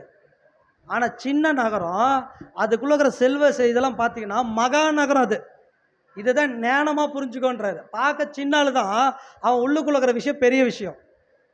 அப்போ ரோமுன்னு ஒன்று தான் அந்த அமைப்போட 8. அந்த ரோம அமைப்பு தான் என்ன பண்ணுதுன்னு கேட்டிங்கன்னா மீண்டும் ஒரு விஷயத்தை உருவாக்க போகுது. அதுதான் இரும்பும் களிமண்ணும். இரும்புனா ரோமு, அந்த ரோமுலேருந்து அந்த போப்பு மார்க்கும். அவங்க தான் என்ன பண்ணுறாங்கன்னா ஒரு சில அமைப்பை இன்னும் ஸ்ட்ராங் ரெடி பண்ணி ஒரு ராஜ்யத்தை உருவாக்க போகிறாங்க. அந்த ராஜ்யத்துக்கு ராஜா தான் இவன் 8ஆவது. புரியுதுங்களா? அந்த ஸ்திரீயால் கொண்டு வரப்பட்டவன் தான் இந்த ராஜான்னு பார்க்குறோம். ஏன்னு கேட்டிங்கன்னா இந்த வசனங்களை வாசிக்கிறப்போ ஒரு வசனம் நம்ம வாச்சோம். வெளிப்படுத்தல் 17:12 வாச்சிருங்க. நீ கண்ட 10 கொம்புகளும் 10 ராஜாக்களாம். இவர்கள் இன்னும் ராஜ்யம் பெறவில்லை. இவர்கள் மிருகத்துடனே கூட 1 மணி நேரம் அளவும் ராஜாக்கள் போல அதிகாரம் பெற்றுக்கொள்ளுகிறார்கள். இப்போ இந்த இடத்துல பார்த்தீங்கன்னா 10 கொம்புகள் பற்றி பேசி 10 ராஜாக்கள் இருக்கும். அந்த ராஜாக்கள் 1 மணி நேரம் என்ன பண்ணுறாங்கன்னா அந்த மிருகத்து கூட சேர்ந்து ராஜாவை போல ஆளுகை செய்கிறான்னு போட்டிருக்கோம். அதே வசனத்தை நீங்கள் 16 படிங்க அப்படியே. நீ மிருகத்தின் மேல் கண்ட 10 கொம்புகளானவர்கள் அந்த வேசியை பகைத்து அவளை பாழும் நிர்வாணமுமாக்கி அவளுடைய மாம்சத்தை பட்சித்து அவளை நெருப்பினால் சுட்டெரித்து போடுவார்கள். இப்போ இந்த 10 பேர் தான் யாரை சாகடிக்கிறாங்க? ஸ்திரியை சாகடிக்கிறாங்க. அப்போ ஸ்திரீன்றது ஒரு அமைப்பு, அவங்க தான் இந்த ஸ்திரியை முடிவு கொண்டு வராங்க, அந்த 10 பேர். ஆனால் அந்த மிருகன்றது அது 8வது ஆளக்கூடிய அந்தி கிறிஸ்து. இந்த 10 பேர் யார் கூட போய் ஜாயிண்ட் ஆயிடுறாங்க? மிருகத்து கூட 1 மணி நேரம் அரசாட்சி பண்ணுறாங்கன்னு படித்தோமா? மிருகத்தோட ஐக்கியமாயிடுறாங்க. ஆனால் அந்த மிருகத்தை உருவாக்கினா அந்த ஸ்திரியை என்ன பண்ணிடுறாங்க? கொன்று போட்டுறாங்க. அதனால தான் அந்த வசனம் கடைசியாக நம்ம வெளிப்படுத்தல் 18 படித்தோம். நீ கண்ட ஸ்திரீயானவள் பூமியின் மேல் ராஜாக்கள். படிங்க அந்த வசனத்தை 18 லாஸ்ட்டு. நீ கண்ட ஸ்திரீயானவள் பூமியின் ராஜாக்கள் மேல் ராஜ்யபாரம் பண்ணுகிற நகரமே மகா நகரமே அப்படின்னு நம்ம படிச்சிட்டோம். இந்த நகரம் தான் இப்போ வாட்டிகன் சிட்டியாக இருக்குது. இவங்க தான் என்ன பண்ண போகிறாங்கன்னா, நம்ம முன்னாடி சொன்ன மாதிரி பூமியில் இருக்கிற எல்லா மதத்தையும் கூப்பிட்டு என்ன பண்ணுறாங்க? புதிதாக ஒரு மதத்தை உருவாக்குறாங்க. எல்லாமே ரெடி பண்ணுறாங்க. அந்த பிக்சர்லாம் கொஞ்சம் போடுங்க பிரதர். இப்போ இந்த உலகமெல்லாம் கண்ட்ரோல் பண்ணிட்டாங்களா பண்ணலைங்களா? இப்போ பண்ணிட்டாங்களா பண்ணலையா? இப்போ எல்லாத்துக்கும் ஏஐ தெரியும். ஆனால் பண்ணிட்டாங்களா இல்லையான்னு கேட்டால் நம்ம என்ன சொல்லலாம்? பண்ணிக்கிட்டு இருக்கிறாங்க. ஓகே, தெரிஞ்சவங்க சொல்லலாம். ஆம் இல்லை. ஓகே, அந்த பிக்சர்லாம் போடுங்க போது. இப்போ இந்த உலகம் எந்த அளவுக்கு கண்ட்ரோல் பண்ணியிருக்கிறான்னு நம்ம கொஞ்சம் பார்ப்போம்.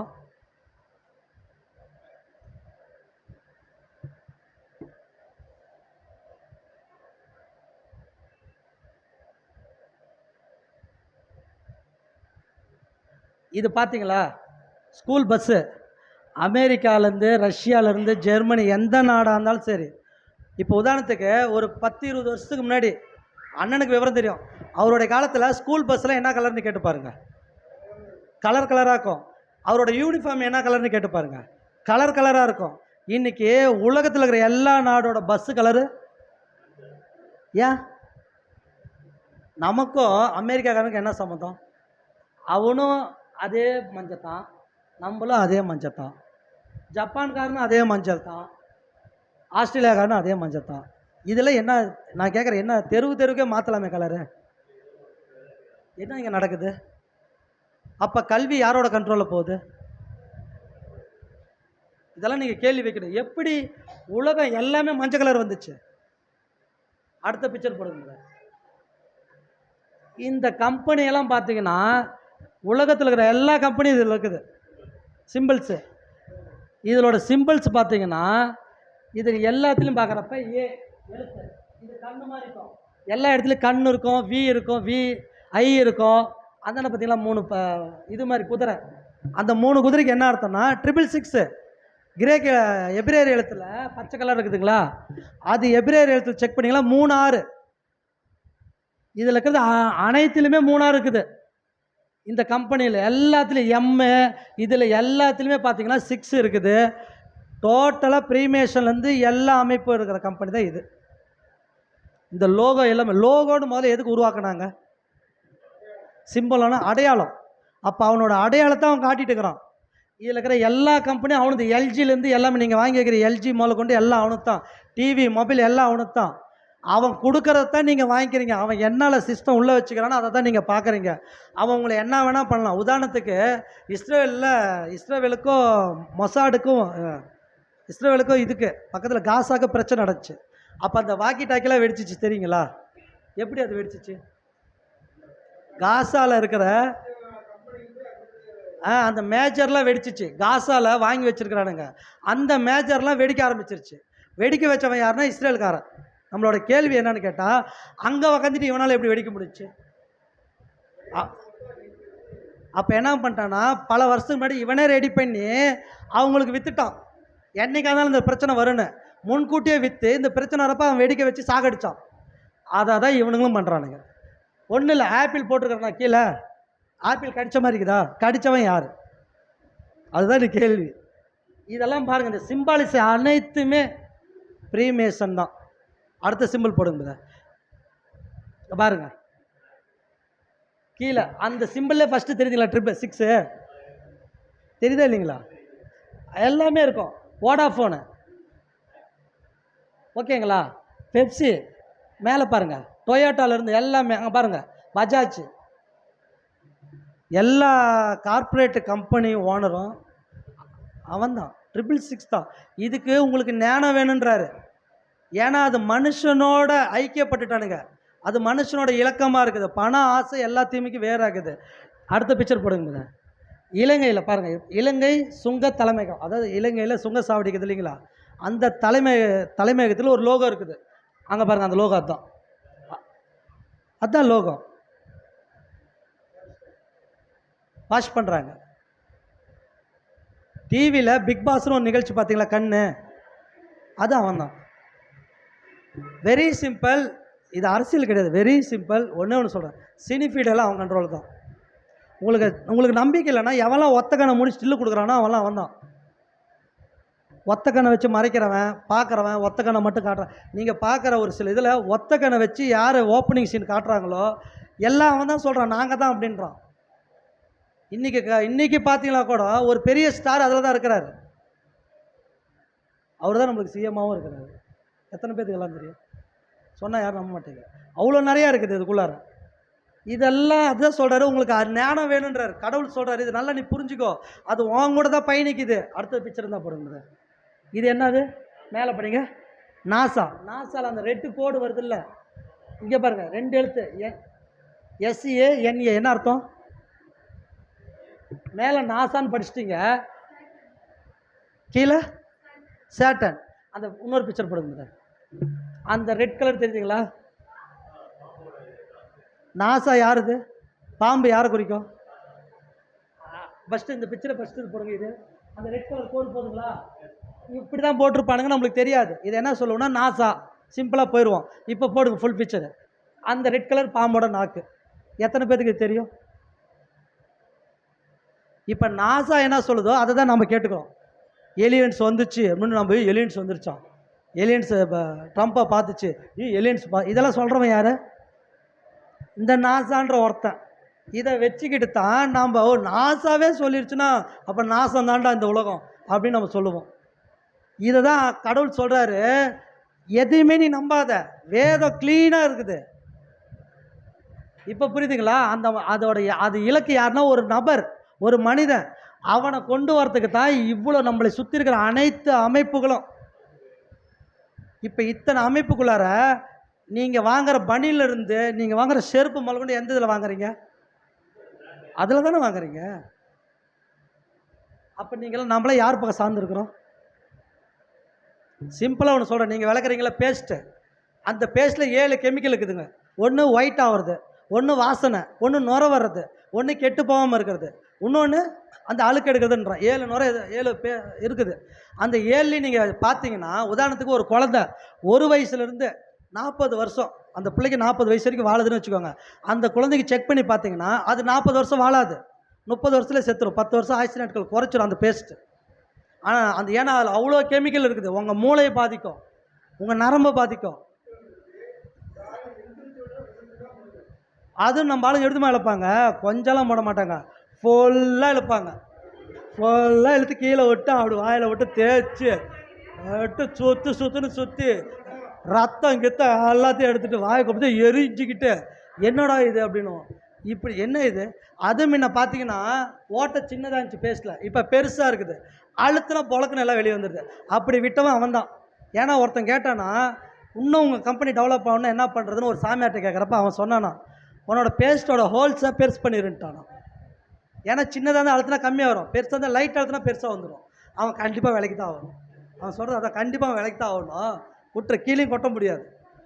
அப்படி பண்ணாதீங்க. கடுகு மாதிரி எடுத்துக்கு வச்சு லைட்டாக ப்ரெஸ் பண்ணுங்க. அது ப்ரெஸ் பண்ணுறது இப்படி பண்ணுங்க. நிறையா விஷயம் இருக்குது. ஏன் நம்ம இதெல்லாம் சபையில் பேசுகிறோன்னா நம்ம தான் இதை பேசி ஆகணும். உலகம்லாம் அப்படி பேசலை. உலகெல்லாம் மறந்துருச்சு, வேறு மாதிரி ஆயிடுச்சு. உலகெல்லாம் மிக்சைடில் போயிடுச்சு. இன்றைக்கி எது எடுத்தாலும் பிராண்டடுன்னு அதுக்கு போயிடுச்சு. பிராண்டடெல்லாம் நம்பினீங்கன்னா பிராண்டடெல்லாம் இவன் கண்ட்ரோல் இருக்குது. அதுதான் சொல்கிறாரு, அந்த மிருகத்தோட இலக்கு நம்மளுக்கு பைபிள் ஸ்டோரியில் சொன்னாங்களே 4 இருக்குதுங்க, மதம், அரசியல், சமுதாயம், சமூகங்க. அப்படி இல்லை. வசனம் கிளியராக சொல்லுது. அது 3 6 அது ஒரு மனிதனை குறிக்கும். ஒரு மனிதனை வரவேற்கிறது தான் இவ்வளோ வேலைப்பாடு நடந்துருச்சு. இன்னும் ஒரே ஒரு சில வேலைப்பாடு தான் இருக்குது. அதில் மதம் இருக்குதான்னு கேட்டிங்கன்னா கண்டிப்பாக கிறிஸ்துவ மதம் அதுக்குள்ளே இருக்குது. கிறிஸ்தவர்கள் நாம் இல்லை, கிறிஸ்துவ மதத்தோட ஹெட்டு போப்பு மார்க்கு அதில் இருக்குது. உங்களுக்கு நம்பிக்கை இல்லைன்னா இன்றைக்கே குழந்தை ஸ்கூலில் போய் நான் இப்பயும் சொல்கிறேன், சிலுவைக்கு மேலே பாருங்கள், சிம்பாலிஸாக இருக்கும். ஒத்த கண்ணு சிம்பாலிஸாக இருக்கும், இல்லாமலாம் எல்லாம் இருக்குது. அந்த வீடியோவும் என்கிட்ட இருக்குது.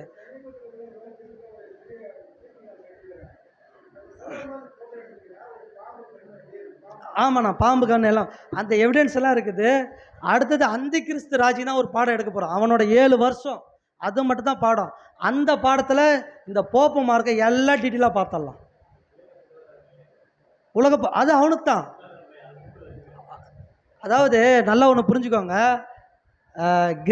எல்லா மருத்துவத்துக்கும் கிரேக்கில் தான் பேர் வைப்பாங்க. அண்ணனுக்கு தெரியும், கிரேக்கில் தான் பேர் வச்சுருப்பாங்க. ஏன் கிரேக்கில் பேர் வைக்கிறாங்க? இதெல்லாம் கேள்வி. கிரேக்குமே பாபிலோன் தான். நீங்கள் வைக்கிற மருத்துவத்தில் ஒன்றும் இல்லை, ப்ளஸ் குறி முன்ன இப்படி இருந்துச்சா கரெக்டா? ஆனால் இப்போ ப்ளஸ் குறி என்ன பண்ணிட்டான்? தூக்கிட்டு ஒரு குச்சி 2 பக்கம் பாம்பை சொல்லிட்டானா? பாம்புக்கும் மருத்துவத்துக்கு என்ன சம்மந்தம் இருக்குது? நம்ம ஆளுங்க பயங்கரமாக விளக்கம் தருவாங்க, பாம்போட விஷம் மருத்துவத்துக்கு யூஸ் ஆகுது பிரதர் அப்படின்னு நிறைய விளக்கம். அப்பெல்லாம் கிடையாது. பாம்பு எல்லாம் உள்ள சீக்கிரட்டாக வச்சுட்டான். மருத்துவம் அவனோட கண்ட்ரோலு. சிம்பிளாக சொல்லணும், வசனம் கிளியராக சொல்லிடுச்சு. இந்த பூமியில் தானியத்தை கடவுளை வளர பண்ணிட்டாரு. அது இந்த தானியில் பச்சையெல்லாம் யாருக்காக கொடுக்கப்பட்டுச்சு? நமக்காக. எந்த நோயாக இருந்தாலும் தானியத்தில் சரி பண்ண முடியுமா முடியாதா? கேன்சரே சரி பண்ண முடியுமா முடியாதா? மருத்துவருக்கு தெரியும் நல்லாவே. எல்லாமே நம்ம சாப்பிட்றதுல கரெக்ட் பண்ண முடியும். அப்புறம் எப்படி இங்கிலீஷ் மெடிசன்? அது என்ன பண்ணுன்னு கேட்டிங்களா, உங்களை தடுத்து தான் நிறுத்தும். அது போடாமல் விட்டிங்கன்னா தூக்கிடும். ப்ரெஷர் இருக்கிறவங்க மாத்திரை போடாமல் நிறுத்திட்டிங்கன்னா உடனே தூக்கி விட்டுரும். ஆனால் நீங்கள் சாப்பாட்டிலே கரெக்ட் பண்ணிடலாம். ஏன் நம்மளுக்கு அது தெரிய மாட்டேங்குது? எத்தனை பேர் வந்து நாட்டு மருந்தை எடுத்துக்கிறோம்? நாட்டு மருந்தை டம்மியாக்குறதே இவனுக்கு தானே. அது வீரியம் அதிகமாகிடுச்சுன்னா நம்ம பிழைக்க முடியாது. அந்த மாதிரி கொரோனாலேருந்து எல்லா வியாதியும் கொண்டு வந்தவனுங்க இவனுங்க தான். இப்போ எனர்ஜி லாக்டவுன் இவனுக்கு தான் கொண்டு வர போகிறானுங்க.